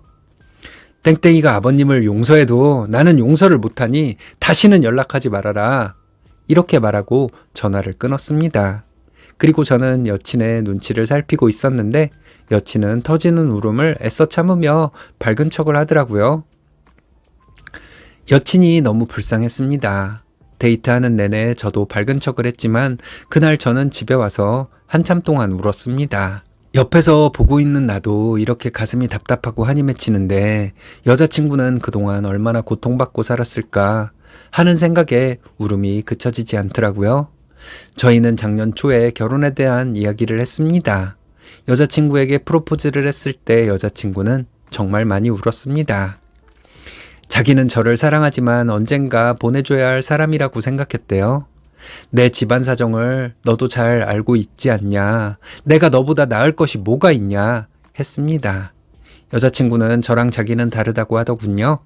저는 부모님과 연 끊을 용기가 있어서 저희 가족 때문에 자기가 괴로울 일이 없지만 저는 자기 가족 때문에 힘들 일이 분명히 있을 거라고, 그게 우리의 차이점이라고 하더라고요. 저는 여자친구의 사정이 나보다 훨씬 낫다고 생각한다 말했습니다. 우리 엄마는 그런 아버지를 놓지 못해서 나는 어쩔 수 없이 부모님 모두 안 보고 살고 있지만 어머니는 그렇지 않을 테니 우리 셋이 행복하게 지낼 수 있을 거라 말했습니다. 그날 일을 다 기억하지는 못하지만 여자친구와 저는 그날 정말 눈물바다였습니다. 어머니에게 저희 결혼할 것이라는 얘기를 했고 작게 결혼식을 하겠다고 말했습니다. 어머니도 저의 사정을 전부 알고 있었고 저를 많이 위로해 주셨거든요. 언제나 저에게 칭찬만 해주시는 어머니를 저는 친어머니처럼 따랐습니다. 착한 어머니 밑에서 자라서 여자친구가 착한 것이니 나는 어머니에게 감사해야 한다고 생각했어요. 그리고 이런 착한 분을 지켜주고 싶다고 생각했습니다. 혼주석을 없애고 정말 친한 지인들만 초대해서 결혼식을 하기로 했습니다. 저희가 결혼한다는 얘기를 어떻게 알았는지 여친 아버지가 집에 한번 찾아왔었다고 합니다. 여자친구가 회사에 있을 때 찾아와서 어머니를 괴롭히다 갔다고 합니다. 저는 그 말을 듣는 순간 아버지를 찾아가고 싶었어요. 찾아가면 무슨 짓을 할지 몰라 조금 두렵기도 했습니다. 여자친구의 생일에 저는 어머니와 함께 식사를 하자고 했습니다. 딸을 낳아주신 것도 감사하고 안 좋은 환경에서 딸의 옆을 지켜주신 것도 감사하다고 하며 선물을 드렸어요. 제가 여자친구 어머니에게 잘해드릴 때마다 여자친구는 옆에서 엉엉 울고 있었습니다. 언젠가 한번 그러더라고요. 나도 오빠 어머니한테 잘해드릴 수 있는데 그러지 못해서 내가 오빠한테 미안해. 이렇게 말하는데 엄마가 생각나서 저도 한참을 울었네요. 엄마의 선택이 그랬고 나도 어쩔 수 없이 엄마와 아빠 둘 다 안 보고 살기로 결심한 것이었지만 엄마가 그리울 때가 적지 않았거든요. 셋이 식사를 하고 여자친구의 집으로 갔습니다. 집 앞에 여자친구의 아버지가 담배를 피우며 기다리고 있더군요. 여자친구는 아버지의 모습을 보자마자 떨기 시작했습니다. 애써 당당한 척 하려는 모습에 저는 눈물이 나려는 걸 가까스로 참았어요. 어머니가 나서서 아버지에게 여길 왜 왔냐고 화를 내시며 가라고 하시더군요. 아버지한테 말도 안 하고 시집가는 딸년이 세상에 어디 있어? 버릇을 고쳐주러 왔어. 이러면서 더 큰 소리를 내더라고요. 어머니는 동네 창피하게 왜 큰 소리를 내냐면서 빨리 가라는 말씀만 하셨습니다. 아버지가 하는 소리를 듣고 피가 거꾸로 솟는 느낌이었지만 저는 침착하려고 노력했어요. 그리고 다 같이 집으로 들어가자 했습니다. 집에 들어가서 모두 앉았습니다. 어머니는 차를 타오시려고 했는데 저는 그냥 앉으시라고 말했어요. 아버지는 어머니와 여자친구에게 서운하다고 하더군요. 본인이 잘못한 것이 있어도 자기를 이렇게 대하면 안 되는 것이랍니다. 부모 자식은 천륜이라면서 아버지에게 말도 안 하고 시집을 가는 딸은 세상에 없답니다. 여자친구는 자기에게 아빠는 없으니까 앞으로 찾아오지도 말고 연락도 하지 말라고 하더라고요. 그리고 어머니에게 이런 아빠 보고 살 거냐고 물었어요. 어머니는 안 보고 살고 싶다고 하셨습니다. 여친 아버지는 나만 잘못했고 너네들은 잘못이 하나도 없나 보다 이러더라고요. 이거 저희 아버지가 자주 하던 말이었습니다. 모든 잘못은 자기에게 있는데 사소한 것을 꼬투리 잡아 자기의 잘못을 덮으려는 수작이죠. 그리고 아버지는 너희들이 그런 식으로 하고 잘 살 것 같냐면서 어머니 어깨를 잡아 흔들더라고요. 새파랗게 질려있는 어머니 모습에 저는 이성을 잃고 말았습니다. 저는 아버지의 손을 잡아 끌어당기면서 그 뺨을 세게 후려쳤어요. 아버지는 바닥에 넘어지더라고요. 저는 다시 여자친구 아버지를 일으켰습니다. 그리고 뺨을 한 대 더 때리고 넘어지지 않게 붙잡았죠. 그리고 저는 여기 계속 찾아와 보라고 했습니다. 오늘은 내가 널 손바닥으로 때렸지만 다음번에는 주먹이 나갈지 발이 나갈지 모르니 한번 계속 와보라고 했습니다. 아버지는 아무 말도 없이 집을 나가더라고요. 여자친구는 나가는 아버지에게 다시는 여기 올 생각도 말라고 소리를 질렀습니다. 어머니도 우리 이제 이사를 갈 것이니까 그런 줄 알라고 소리를 지르셨어요. 여자친구 아버지가 경찰에 신고라도 할 거라 생각했는데 지금까지 아무런 소식도 없네요. 저는 예비 신부의 아버지를 때린 놈입니다. 저는 그날 여자친구와 어머니에게 사과를 했는데 어머니는 저를 안아주시며 잘했다고 말씀하셨습니다. 든든한 사위가 생겨서 너무 좋다고 웃으셨어요. 여자친구도 저보고 잘했다고 하더군요. 그리고 저는 다음날 집에서 옷을 가지고 여자친구의 집으로 들어와서 살고 있습니다. 여자친구 아버지가 저 없을 때 또 찾아올지 몰라서 불안했거든요. 어머니는 오전에 일을 나가셔서 저희보다 늦은 시간에 퇴근하십니다. 저와 여자친구가 어머니의 일터로 어머니를 모시러 가죠. 혹시 아버지가 그곳으로 찾아올지 몰라서요. 여자친구는 저보고 잘했다고 늘 말하지만 저는 조금 마음에 걸립니다. 어쨌든 저는 여자친구의 아버지의 뺨을 2번이나 때린 놈이니까요. 이제 결혼식이 한 달도 채 안 남았습니다. 저희는 이사를 준비하고 있어요. 저를 자주 안아주시며 칭찬만 해주시는 어머니를 모시고 살 집을 알아봤습니다. 집 계약금을 내놓은 상태이고 결혼식 후 한 달 정도 있다가 저희는 이사를 갈 예정입니다. 그동안 아버지 때문에 상처를 많이 받은 어머니와 여자친구를 잘 보호하며 살겠습니다. 사실 어머니와 여자친구가 저에게 더 많이 위로를 해주었습니다. 제가 앞으로 더 잘 해야겠죠. 안녕하세요. 저는 30대 중반이고 아이 하나 있습니다. 육아휴직 끝나고 복직해서 일하고 있고요. 남편과 연애 기간은 2년 정도였습니다. 연애할 때는 몰랐던 시어머니의 성격을 결혼 후에 알게 되었고 너무 힘들었습니다. 경계가 명확하지 않아 반발하기도 쉽지 않았죠. 시어머니는 본인을 잘 포장하는 사람이거든요. 자신을 예쁜 포장지로 포장하고 자기처럼 살아야 복을 받는다고 하십니다. 언뜻 들으면 맞는 말인 것 같죠? 지난 명절에 저는 시외가에 끌려가야 했습니다. 시어머니의 뜻이었죠. 저도 친정에 가고 싶은데 시어머니 친정에 끌려가서 시어머니의 면을 살려주어야 한다는 것은 말이 안 되잖아요. 그곳에서 시어머니는 억울하다는 듯이 대성통곡을 했습니다. 뭐가 그렇게 억울할까요? 사실을 대면하기가 그렇게 힘든 만큼 시어머니는 정말 나쁜 인생을 살아온 분입니다. 남편은 좀 무심한 성격입니다. 책임감을 중요하게 생각하는 사람이죠. 남편과 연애할 때 저는 그런 모습이 오히려 좋아 보였습니다. 이런 사람과 결혼하면 안정적이라고 생각했거든요. 맞습니다. 모든 일에는 장단점이 있죠. 남편의 그런 모습을 보며 저는 어렴풋이 장단점이 있을 것이라고 생각했어요. 어느 쪽에 초점을 맞추고 그 사람을 바라보느냐가 중요할 것이라고 생각했습니다. 아직까지는 단점보다는 장점이 많은 사람으로 보입니다. 앞으로도 그럴 것 같고요. 시어머니는 점점 본인의 성격을 드러내셨습니다. 아무리 생각해도 사람이 그렇게 화낼 일이 아니거든요. 그런 일에도 시어머니는 이성을 잃은 듯 화를 내시곤 하셨습니다. 그게 왜 화를 낼 일인지 따질 엄두도 나지 않을 만큼 화를 내시죠. 그럼 내가 큰 잘못을 했기 때문에 화가 났나 보다 하고 생각하게 됩니다. 그런 일이 반복되다 보면 시어머니의 눈치를 너무 보게 되죠.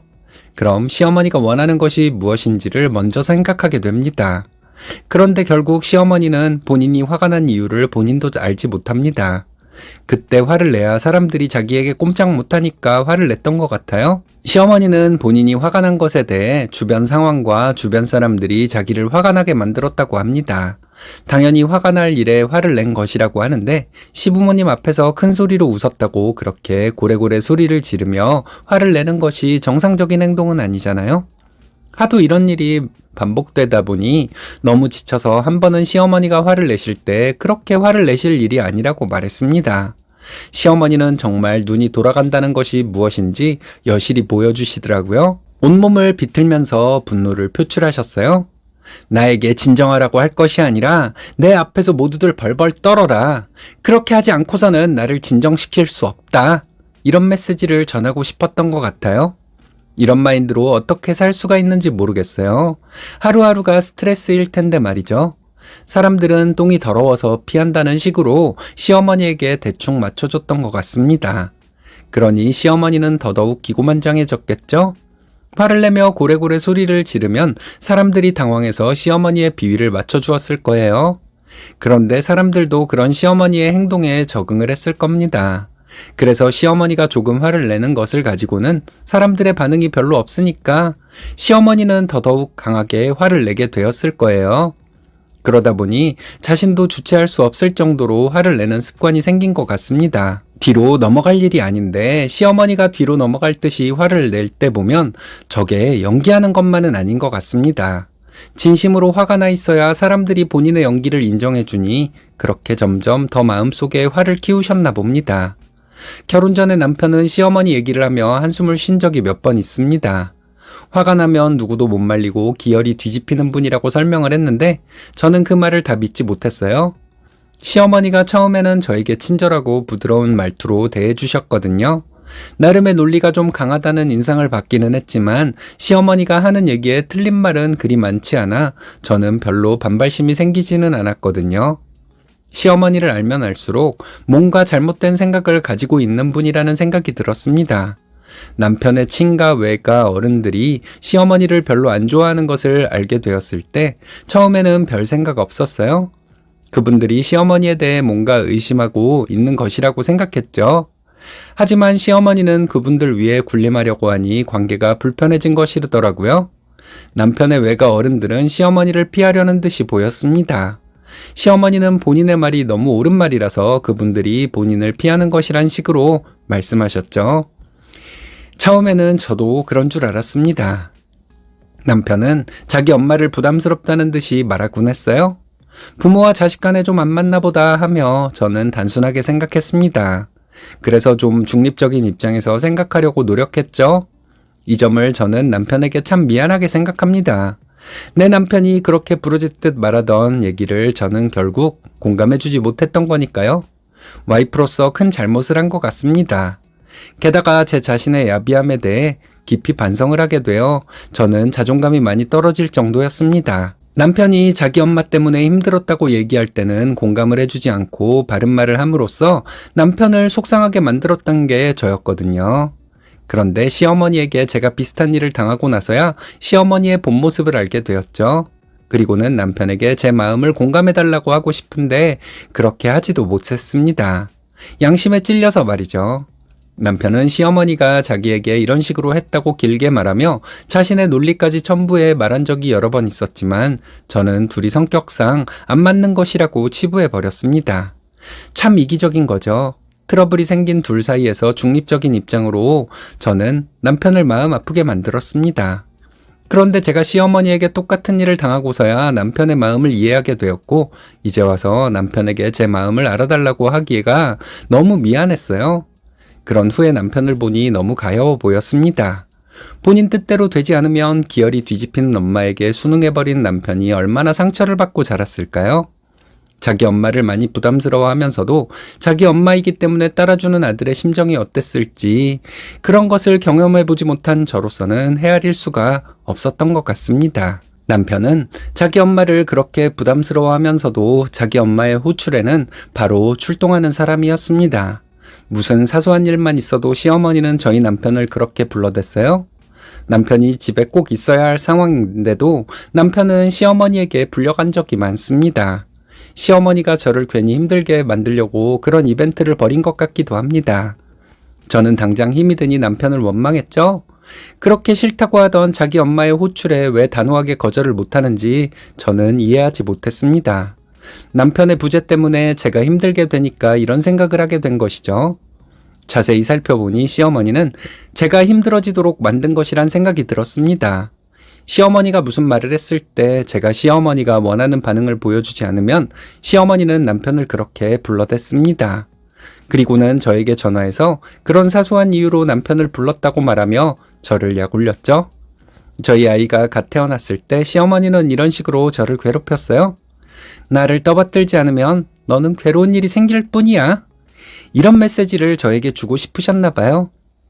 시어머니는 습관적으로 욕을 하시는 분입니다. 천박해 보이는 지저분한 욕을 자주 하셨는데 제가 한 번은 아이 듣는데 그런 욕은 하지 말아달라고 했습니다.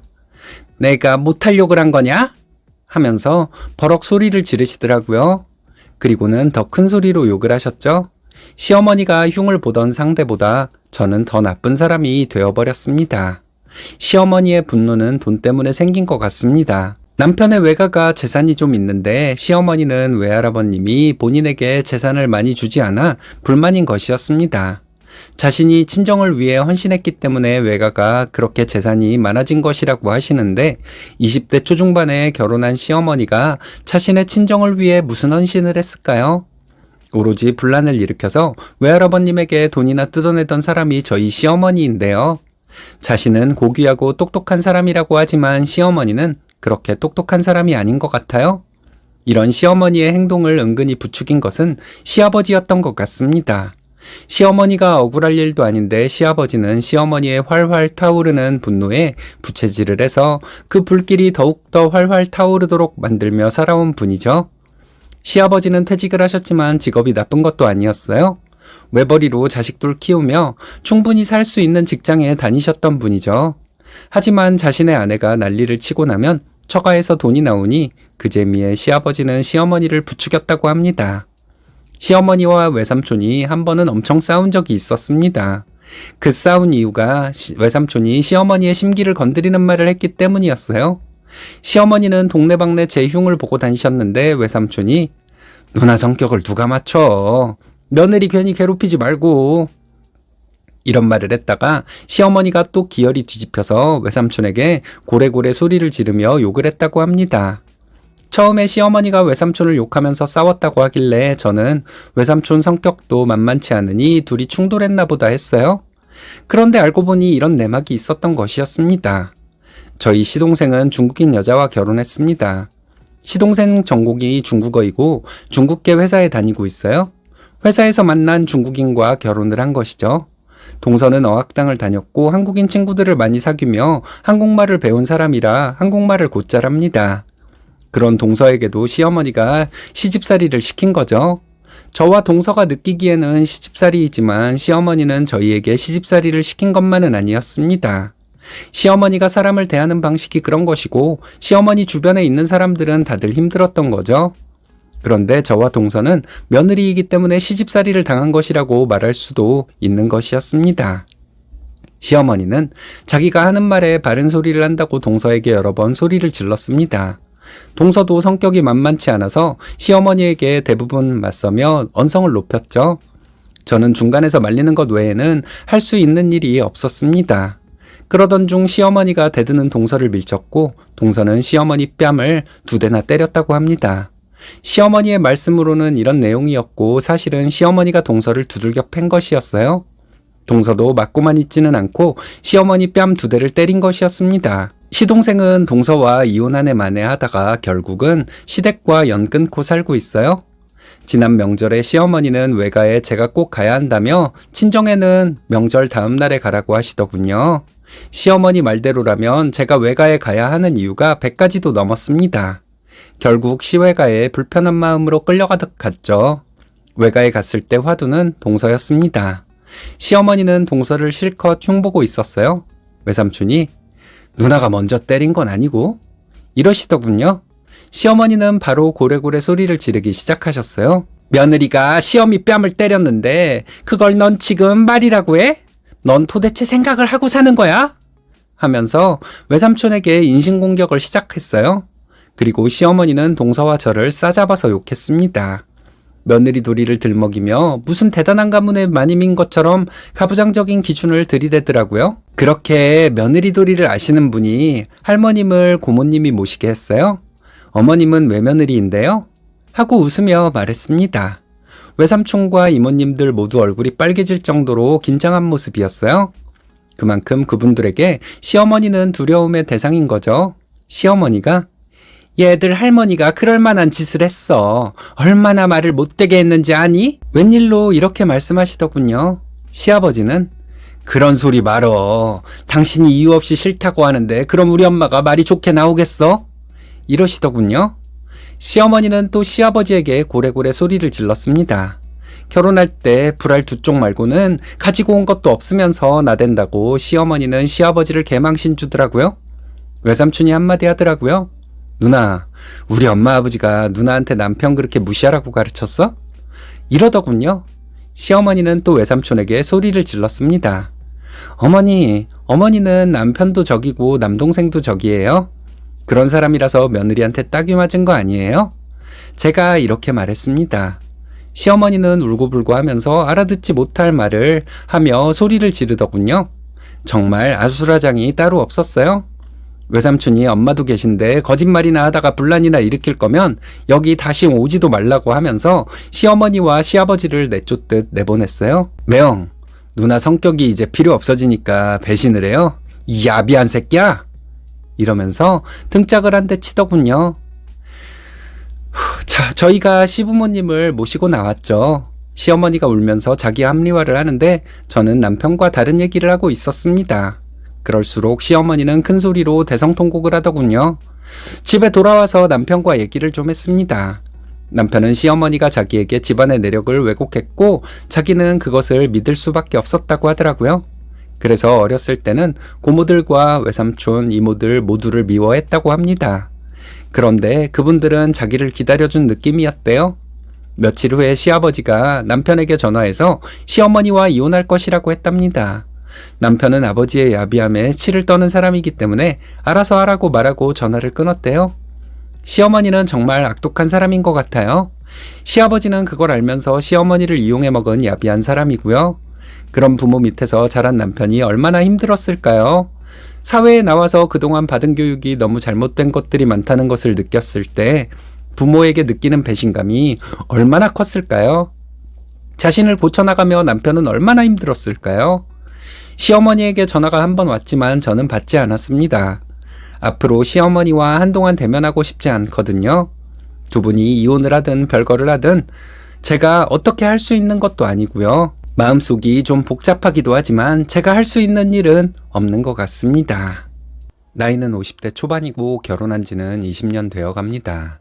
결혼하고 10년 정도 알뜰하게 생활하며 대출 다 갚고 집 하나 있네요. 남편이나 저나 큰 욕심 없습니다. 지인들과 만났을 때 돈 얘기하는 것도 저는 별 관심이 안 가요. 그리 넉넉하지는 않지만 돈 걱정 없이 사는 것에 만족합니다. 남편은 자상한 편이고 가정적인 사람이에요. 술을 그다지 좋아하지 않아서 늦게 귀가하는 경우도 별로 없습니다. 남편과 함께 버는 돈으로 주식이나 투자 같은 것에 신경 쓰지 않고 통장 예금만 합니다. 아이들은 영재는 아니지만 학교 생활 잘하고 말썽을 부리거나 하지 않아요. 단조로운 일상이 좋습니다. 여자들끼리 만나면 시댁 험담하는 경우가 많은데 저는 시댁에 대한 불만이 없어요. 이것도 복이라고 생각합니다. 저희 시어머니는 지금도 시댁에서 제가 설거지 한번 하는 것을 불편해하시는 분이세요. 여든이 다 된 연세에도 며느리 고생시키는 거 싫다고 하십니다. 시부모님은 하나뿐인 아들 장가갈 때 도움을 별로 주지 못해서 늘 미안해 하시죠. 그런데 저희 결혼할 때 친정에서는 아무런 지원도 받지 못했지만 시댁에서는 적지 않은 돈을 지원해 주셨습니다. 그래도 시부모님은 집을 해줄 만큼 돈을 주지 못한 것이 미안하시대요. 시부모님이 괜한 고집을 피울 때가 있지만 별로 힘들지는 않습니다. 그분들 세대에는 그런 방식으로 살았던 것을 저는 이해할 수 있거든요. 결혼할 때 시부모님께 받은 지원 때문에 더 잘해야겠다는 생각이 들 뿐이죠. 그래서 저희는 시댁에 자주 갑니다. 저희 아이들도 외가보다는 친가를 좋아합니다. 보통 아이들이 고모보다 이모를 더 따른다는데 저희 아이들은 고모를 더 좋아해요. 이모는 항상 본체만체 하는 사람이니 아이들도 저희 언니를 거의 투명인간 취급합니다. 처음에는 좀 혼을 내기도 했지만 언젠가부터 잔소리도 하지 않습니다. 시어머니는 제가 설거지하는 것은 극구 말리시지만 저희 남편이 설거지하는 것은 말리지 않으십니다. 흡족해 하시면서 저를 거실로 데리고 가서 수다를 떨자고 하십니다. 여든이 다 된 시어머니가 50이 넘은 아들에게 설거지를 시키는 것은 쉽지 않은 일일 거라고 생각합니다. 그런데 저희 시부모님은 늘 그렇게 하시죠. 시아버지는 제가 무슨 의견을 내면 무조건 옳다고 하십니다. 시어머니는 반대를 하기도 하시지만 시아버지는 무조건 제 의견이 옳다고 해주세요. 신혼 때 제가 어린 나이였기 때문에 뭘 모르고 했던 말도 시아버지는 제 앞에서는 옳다고 말씀해 주셨습니다. 나중에 제가 한 말이 터무니없는 소리인 것을 깨닫게 되고 많이 부끄러웠어요. 부끄럽기도 하고 시아버지의 사랑이 느껴져서 너무 감사했습니다. 그리고 시부모님 앞에서 말을 조심하고 확실하게 알아보고 말을 하기로 결심하게 되었죠. 저는 시부모님이 마냥 좋은 분들이라고 생각했습니다. 하지만 저희 시아버지께서 고모님에게 쌍욕을 퍼부으며 몰아세우는 모습을 보고 강단이 있는 분이란 것을 알게 되었습니다. 시고모님이 못된 분이기는 해요. 저희 시어머니를 질투해서 많이 괴롭혔는데 시아버지께서 참다 못해 화를 내신 거죠. 고모님은 그 후로 가족 행사에 잘 오지 않으셨습니다. 고모부님도 못된 사람이기는 마찬가지예요. 어딜 가나 거드름을 피우는 태도를 보이는데 저희 시아버지 앞에서는 겸손한 태도를 보입니다. 저희 시아버지는 체구도 작으신데 어떻게 그런 강단을 가지고 계신지 감탄이 나올 때가 많아요. 결혼하고 10년 후에 대출금을 모두 갚았을 때 저희는 너무 기뻤습니다. 그런데 저희 시부모님과 신우가 더 기뻐해 주셨어요. 이제 버는 돈 잘 모아가며 마음 편히 살면 되겠다고 하시는 말에 눈물이 나서 혼났네요. 제가 시부모님을 이렇게 좋게 보는 이유는 친정분이기 때문이기도 한 것 같습니다. 저희 부모님이나 언니는 저에게 단 한 번도 따뜻한 말을 해준 적이 없거든요. 저희 부모님은 몇 년 전에 이혼하셨어요. 저희 집은 약간 가난한 편이었습니다. 저희 부모님은 금실도 별로 좋지 않았어요. 아빠는 술을 좋아하셨고 엄마는 생활 자체를 지긋지긋하게 여기셨습니다. 저는 삶 자체가 늘 두려웠는데 엄마의 스트레스가 저에게 옮겨온 것 같아요. 그래서 저는 언제나 소극적이고 내 마음을 표현하는 것에 익숙치 않았습니다. 그런 제 마음을 녹여준 것이 남편과 시댁 식구들이었죠. 그 덕분에 저는 이제 제 기분을 표현할 수 있는 사람이 되었습니다. 언니는 엄마에게 살살거려서 엄마의 분노가 꼭 저를 향하게 만들었습니다. 엄마는 살살거리고 까탈스러운 언니에게 화를 내는 게 불편했나 봅니다. 저는 어렸을 때 언니가 잘못한 것을 가지고도 제가 매를 맞은 적이 많아요. 언니도 가끔은 엄마에게 혼나기도 했는데 아주 가끔이었습니다. 저는 자주 혼났는데 지나고 나서 보면 이유 없이 혼난 적이 많습니다. 엄마가 저를 혼낼 때 늘 이유를 대긴 했죠. 하지만 그게 맞을 정도로 제가 잘못한 일이 아니었던 적이 많습니다. 저는 엄마가 화가 났을 때 당황해서 아무런 반응이 없는 성격이라 엄마는 저에게 화풀이를 했던 것 같아요. 저희 부모님은 맞벌이를 하셨기 때문에 저와 언니는 집안일을 했습니다. 언니는 저에게 일을 시키고 빈둥거리는 사람이었어요. 집안일이 제대로 안 되어 있으면 엄마는 저를 혼냈는데 이런 걸 보면 엄마도 언니가 집안일을 별로 안 하고 제가 거의 다 한다는 사실을 알고 있었나 봐요. 자식들 공부에 별로 신경도 안 쓰던 엄마는 제 성적표를 기다렸다가 저를 혼내고 때리고 그랬습니다. 저희 언니는 성적이 별로 안 좋았는데 저는 성적이 좋았거든요. 제가 성적이 떨어지면 엄마는 기다렸다는 듯이 저를 혼냈습니다. 엄마는 저의 미래를 걱정해서 그런 것이 아니라 저를 혼낼 구실 중에 하나가 저의 성적이었던 것 같아요. 결혼하고 시부모님의 사랑을 받다 보니 저희 부모님이 저에게 너무했다는 생각이 들었습니다. 그래서 한번 엄마에게 따진 적이 있어요. 왜 그렇게 차별을 했냐고 하면서 어렸을 때 있었던 일을 얘기하니까 엄마는 너는 참 기억력도 좋다. 그런 거 다 기억하고 어떻게 사니? 이러고 딴소리만 하셨습니다. 눈물도 안 나오더라고요. 엄마 앞에서 울면 왠지 안 될 것 같았습니다. 그래서 집에 와서 울었어요. 남편이 그 사실을 시부모님께 말씀드렸고 저는 시부모님께 불려가서 하소연하며 또 울었습니다. 시어머니는 제 얘기를 들으면서 엉엉 우셨어요. 아버님도 훌쩍거리시면서 제 이름을 계속 부르셨습니다. 기대도 할 수 없는 일이긴 하지만 엄마가 저에게 단 한 번만이라도 그때 미안했다 이렇게 말했다면 제가 이렇게 한이 맺혀져 있지는 않을 것 같습니다. 저희 결혼할 때 저희 엄마는 지원 같은 것은 꿈도 꾸지 말라고 하셨어요. 저희 언니 결혼할 때는 꽤나 지원해 줬다는 사실을 나중에 알게 되었습니다. 언니는 집안에 별 도움도 안 되고 부모님을 함부로 대하는 딸이지만 그렇게 지원을 받았다는 사실에 저는 너무 억울했어요. 겉으로 표현은 하지 않았습니다. 부모님 돈 부모님 마음대로 사용한다는데 제가 무슨 할 말이 있겠어요? 그런데 제가 화가 나는 일은 언니가 장녀로서 집안을 위해 고생을 많이 한 사람이고 저는 천덕꾸러기 막내처럼 자랐다는 식으로 말하는 것이었습니다. 저희 엄마는 무슨 기준으로 그런 말을 하는지 저는 이해할 수가 없어요. 외가 어른들도 이런 식으로 알고 있습니다. 언니는 장녀로 살림미천이었고 저는 철없는 막내딸로 알고 있어요. 제가 일일이 찾아다니며 사실을 얘기할 수도 없는 것이라 저는 그냥 포기했습니다. 그래도 사실과 정반대로 알고 있는 사람들과 대하는 것이 너무 힘들었어요. 그래서 친정에 잘 가지 않게 되었죠. 친정에 무슨 행사가 있으면 가서 얼굴만 비추고 오는 정도였습니다. 저희 엄마는 손주들도 차별하셨습니다. 언니네 자식들은 꿀 떨어지는 눈빛으로 바라보는데 저희 아이들은 본체만체 하셨어요. 저희 언니도 마찬가지고요. 그러니 저희 아이들은 외가에 가면 조용히 있다 왔겠죠. 저희 언니는 자기 자식들은 똑똑하고 잘난 것처럼 얘기합니다. 그냥 평범한 아이들인데 말이죠. 어쩔 때 조카들을 보면 좀 멍청해 보이기도 합니다. 그런 아이들을 똑똑하다고 하고 착하다고 하는 저희 엄마의 말을 듣고 있으면 답답하기만 했습니다. 아무런 근거도 없이 언니네 아이들은 무조건 착하고 똑똑하대요. 저희 아이들에 대한 평가는 없고요. 저희 아이들을 나쁘게 말하지 않은 것을 고맙게 여겨야 하는 것인지도 모르겠습니다.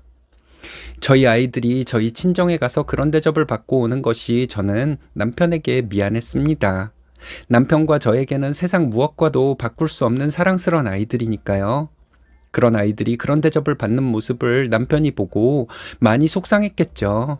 그리고 손주들을 끔찍하게 사랑하시는 시부모님께도 미안해서 친정에 더더욱 안 가게 되었습니다. 저희 엄마는 아빠와 이혼한 후로 제가 자주 안 온다고 더 자주 화를 내시더라고요.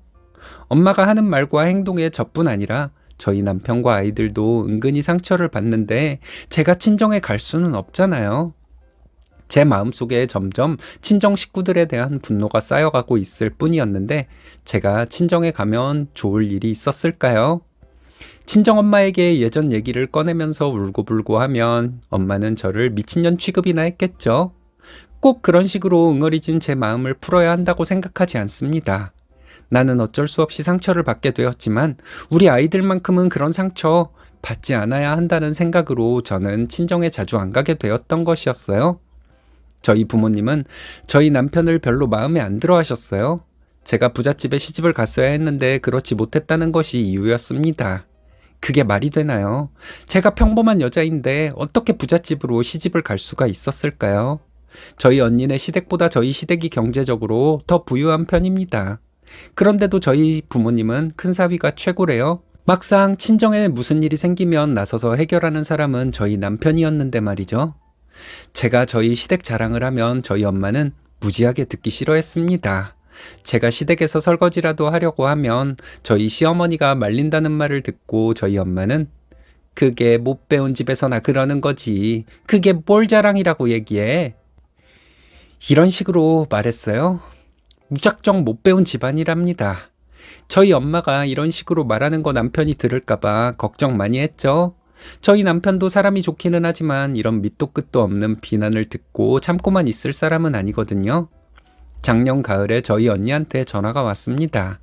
평소에 통화도 거의 안 하는 사이였는데 언니가 전화를 하더니 엄마를 병원에 모시고 다니라 하더군요.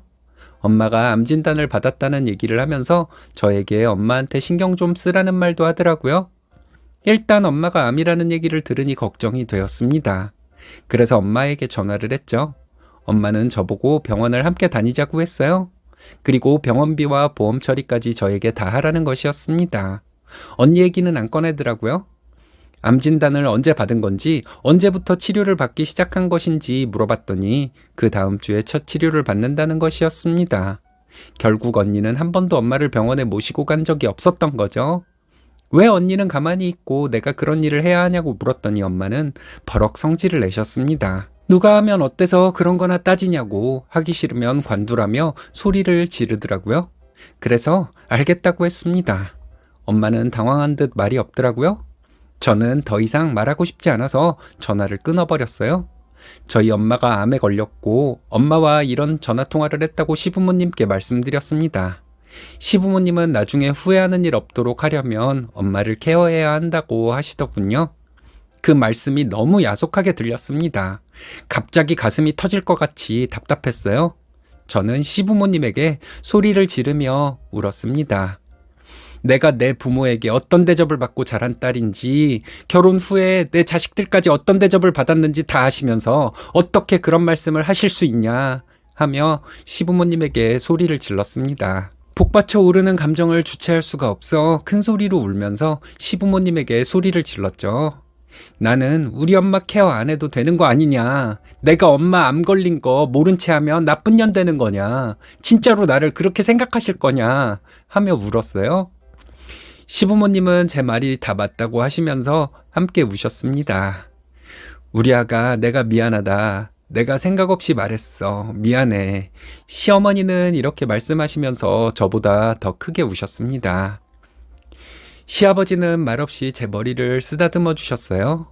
며칠 후에 친정에서 다 모여 얘기할 때 저는 언니에게 말했습니다. 엄마 케어는 언니가 하라고요. 나는 전혀 할 마음이 없고 그런 거 신경 쓸 시간도 없다고 했어요. 언니는 네가 그러고도 딸이냐 이런 식으로 말하더라고요. 나는 엄마의 스트레스 해소 대상이었고 언니는 꽤나 사랑받는 딸이니 언니가 부모님 케어를 다 하면 된다고 했죠.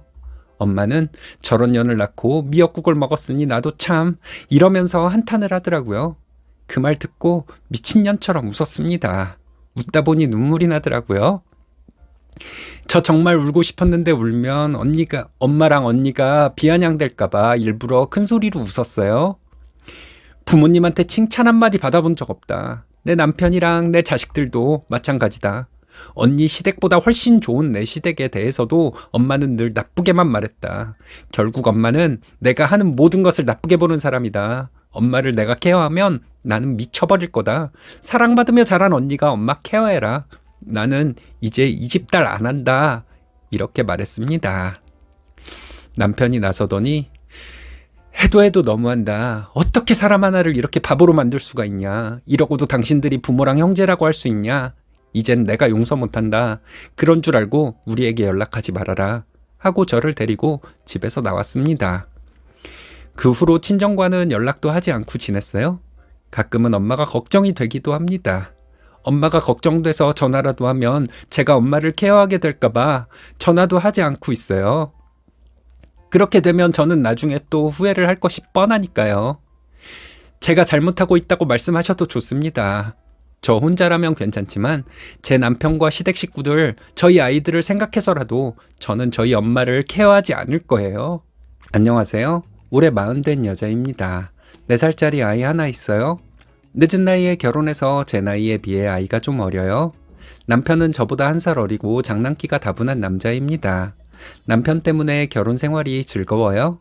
가끔 너무 까불면 열받기도 하지만 아직 한참 어리니까 이해해 주려고 합니다. 저희 친가는 딸부잣집들이에요. 큰아빠도 딸만 셋이고 작은아빠도 딸만 둘입니다. 저희 집에는 남동생이 있어서 할아버지는 제 남동생을 장손처럼 대우해 주셨어요. 그렇다고 해서 제 남동생이 잘난 척을 하거나 하지는 않습니다. 어려운 가정 형편에서 자랐기 때문에 알뜰하고 검소해요. 저희 큰아빠는 장남이라고 엄청 거만한 태도를 보이는 사람입니다. 꼰대처럼 모든 사람들에게 잔소리를 하고 상담해주는 것을 좋아해요. 그래서 다들 피하죠.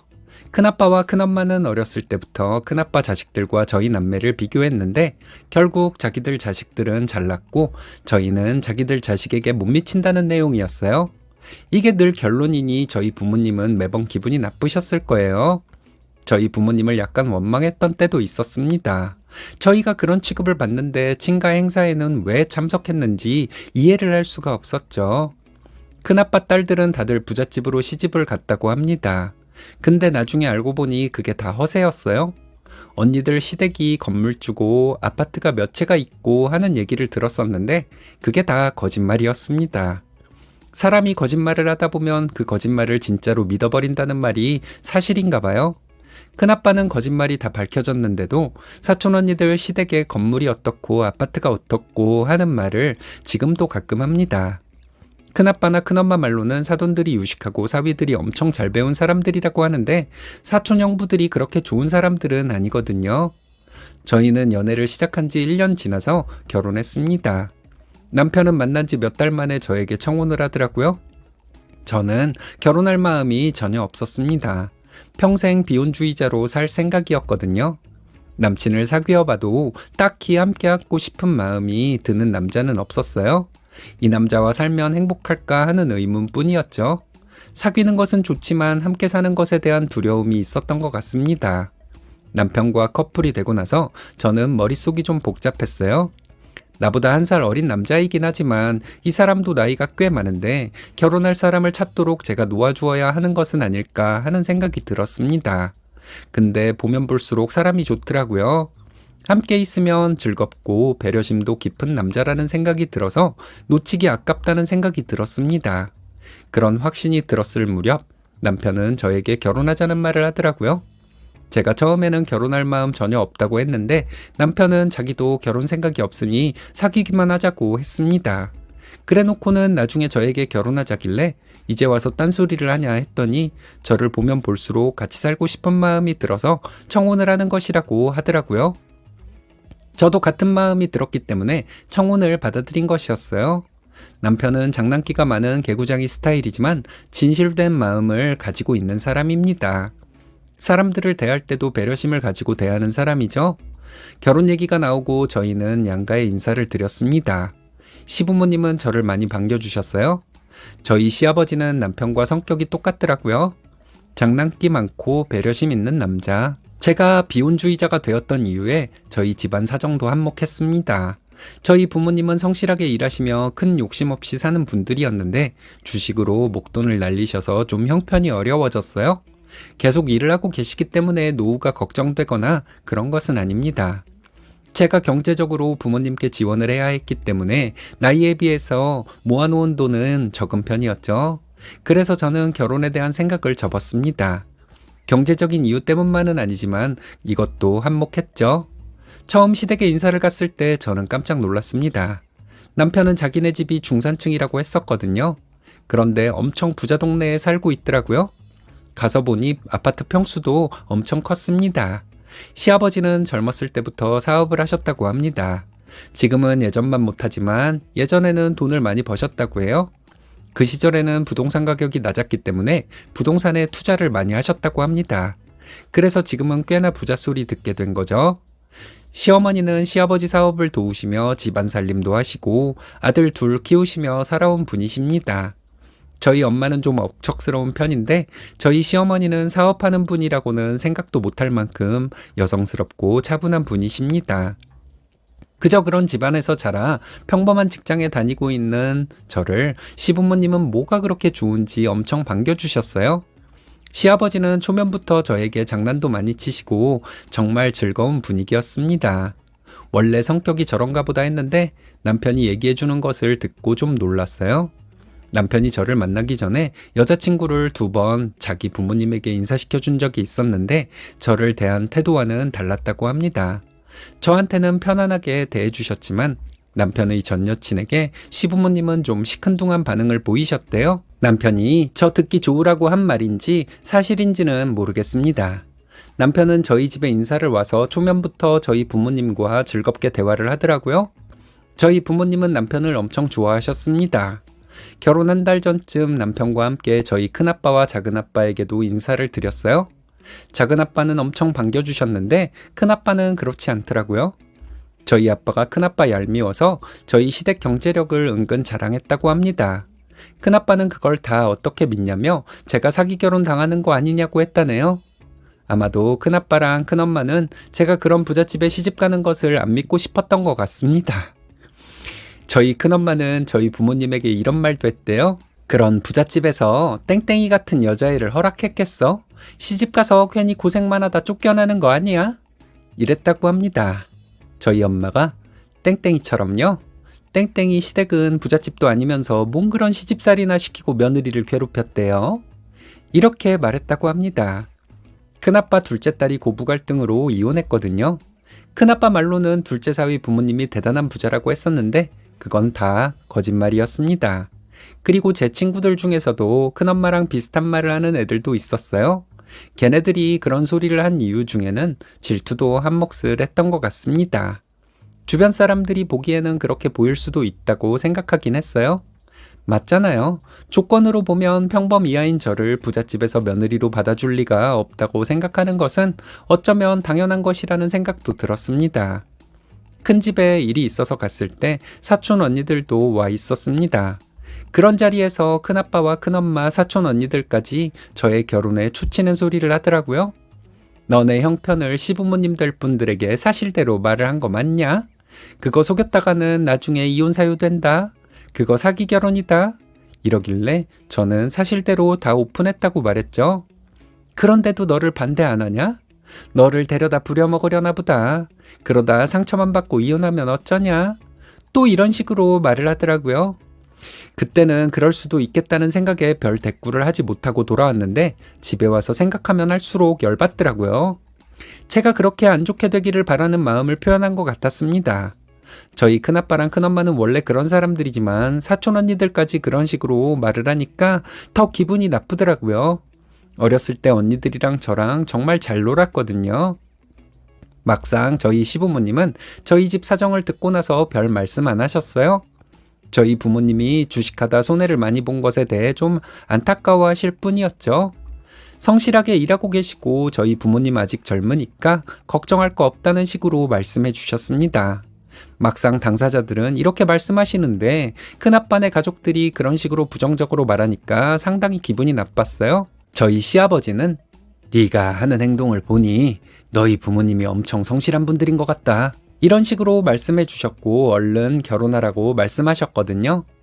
그리고 시부모님은 저에게 살 집이나 고르고 식장이랑 신혼여행지나 마음에 드는 곳을 고르라고 하셨습니다.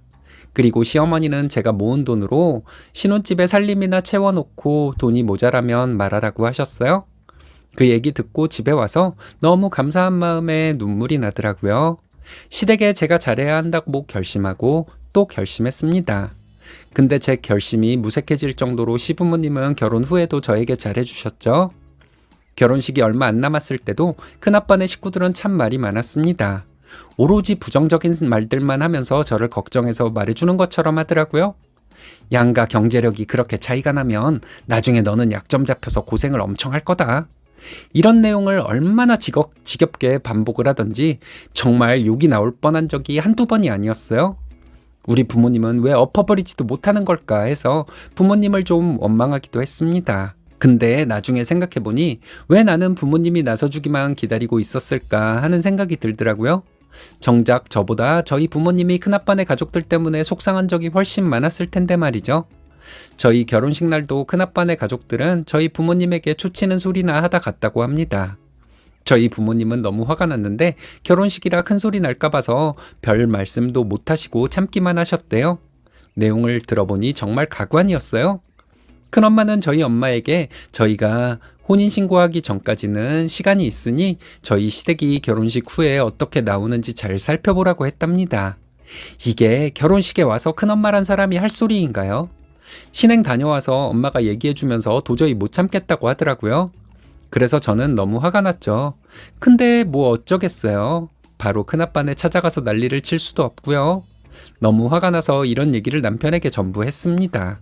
근데 이걸 남편이 시부모님에게 말씀드렸더라고요. 시어머니가 저희 부모님은 뭐 그렇게 착해서 딸이 이런 스트레스를 받게 만드냐고 좀 화를 내시더라고요. 맞는 말씀이라서 저는 할 말이 없었습니다. 시어머니는 집들이를 하라고 하시더군요. 집들이 때 불러다가 잘 대접하는 척하면서 잘난 체 실컷 하면서 큰아빠네 가족들 무시해주면 다음부터 그런 소리 못할 것이라고 하셨어요. 저는 좋은 생각이라고 생각했는데 시어머니께서 음식을 함께 준비해 주신다고 하셨습니다. 전날 시어머니께서 오셔서 도와주시고 저는 남편과 함께 음식을 했어요. 저희 가족이랑 친가 식구들 모두 집들이에 왔는데 아니나 다를까 거기서도 큰아빠네 식구들은 진상을 떨더라고요. 저희 남편이 있는데도 경제 수준이 비슷한 집끼리 결혼해야 잘 사는 것이라고 떠들어댔습니다. 처음에는 큰아빠가 시작했는데 큰엄마랑 언니들은 아주 신나서 떠들더라고요. 제가 한마디 하려고 하는데 남편이 먼저 나서더니 맞아요. 비슷한 가정 환경에서 자란 사람들끼리 결혼해야 잘 살죠. 저희는 양가 부모님이 엄청 비슷해요. 성실하고 검소하고 겸손한 게 참 비슷하더라고요. 그래서 저희는 금세 친해지고 결혼하게 됐나 봐요. 이러더라고요. 그러니까 저희 큰아빠랑 큰엄마는 좀 당황한 표정이었습니다. 좀 있다가 저희 남편이 근데 형님들은 부잣집 아들들이라고 들었는데 차이 많이 나는 집 딸들이랑 결혼해서 불편한 거 없으세요? 이렇게 묻더군요. 제가 그거 다 큰아빠랑 큰엄마가 거짓말한 거야. 형부들 평범한 집에서 자란 사람들이야. 우리 큰아빠 말은 30%만 믿으면 돼. 이렇게 말하면서 웃어주었습니다. 큰아빠네 가족들은 초상집에 온 사람들 같은 표정이 되어버렸어요. 큰아빠네 셋째 언니는 저를 한참 노려보더라고요. 저도 계속 노려봐 주었죠. 형부, 여기 오기 싫으셨을 텐데 와주셔서 고마워요. 많이 드시고 가세요. 저희 시어머니가 음식 솜씨가 좋으세요. 이 음식들 거의 다 어제 저희 시어머니가 해주신 거예요. 많이 드세요. 큰형부에게 이렇게 말했습니다. 큰형부는 저제 시어머니께서 이걸 다 해주셨다고? 와! 하면서 엄청 놀란 표정이었습니다. 그랬더니 큰아빠네 식구들 다들 표정이 더 안 좋아졌어요. 둘째 언니가 그래, 지금은 신혼이니까 좋겠지. 나중에 양가 경제력 차이 때문에 좀 힘들 거야. 지금 많이 즐겨둬. 이러더군요. 왜? 언니처럼 이혼당할까봐 걱정돼서 그래? 근데 언니는 비슷한 집에 시집 갔는데 왜 이혼당했어? 언니 결혼할 때 언니네 시댁이 재벌이라고 큰아빠가 거짓말했는데 나중에 알고 보니까 평범한 집이었잖아. 나도 참고하게 얘기 좀 해줘봐. 이랬더니 둘째 언니는 숨이 가빠지고 얼굴이 빨개졌습니다. 그날따라 남편이 엄청 허세를 부리더군요. 원래 그런 사람이 아닌데 엄청 잘난 척을 하는 거였어요. 그러더니 마지막에 하는 말이 우리는 양가가 비슷한 분위기라서 잘 맞는 것 같아요. 경제력만 따지다 보면 진짜 중요한 걸 놓치게 돼서 잘 안 맞는데 돈만 따지고 결혼하게 되나 봐요. 그럼 결혼 생활이 힘들겠죠. 저희 걱정해 주셔서 감사해요. 저희는 비슷한 집안끼리 결혼했으니까 잘 살 거예요. 걱정 안 하셔도 돼요. 이러는데 너무 귀여워서 볼을 꼬집어 줄 뻔했네요. 그날 이후로 큰집 식구들은 쓸데없는 소리를 하는 경우가 거의 없었어요. 저는 괜히 심술이 나서 큰아빠랑 큰엄마 심기 불편하게 만드는 얘기를 가끔 했죠. 별다른 얘기도 아니에요. 저한테 즐거운 일이 그분들한테는 불편한 일입니다. 저는 결혼할 때 저도 일은 계속하고 집안일이며 시댁 행사며 제가 다 책임질 것이라고 결심했어요. 그래야 공평한 것이라고 생각했습니다. 근데 시부모님이 방해해서 그렇게 하지도 못하고 있어요. 맞벌이 하는데 여자 혼자 집안일을 하는 것은 안 될 일이라고 시어머니께서 강조하셨거든요. 아이 낳고 결혼한 지 좀 되니까 시댁의 배려가 당연시 여겨지기도 합니다. 좀 놀랄 때도 있죠. 그럴 때마다 정신 똑바로 차리자고 결심합니다. 사람답게 사는 거 쉽지 않네요. 맞아요. 쓰니님이 이렇게 현명한 사람인 걸 시부모님이 한눈에 알아보셨나 보네요. 이렇게 며느리와 시댁이 서로 잘하려고 하면 평생 좋은 관계를 유지할 수 있지 않을까요? 참 사이다이면서 훈훈한 사연이네요.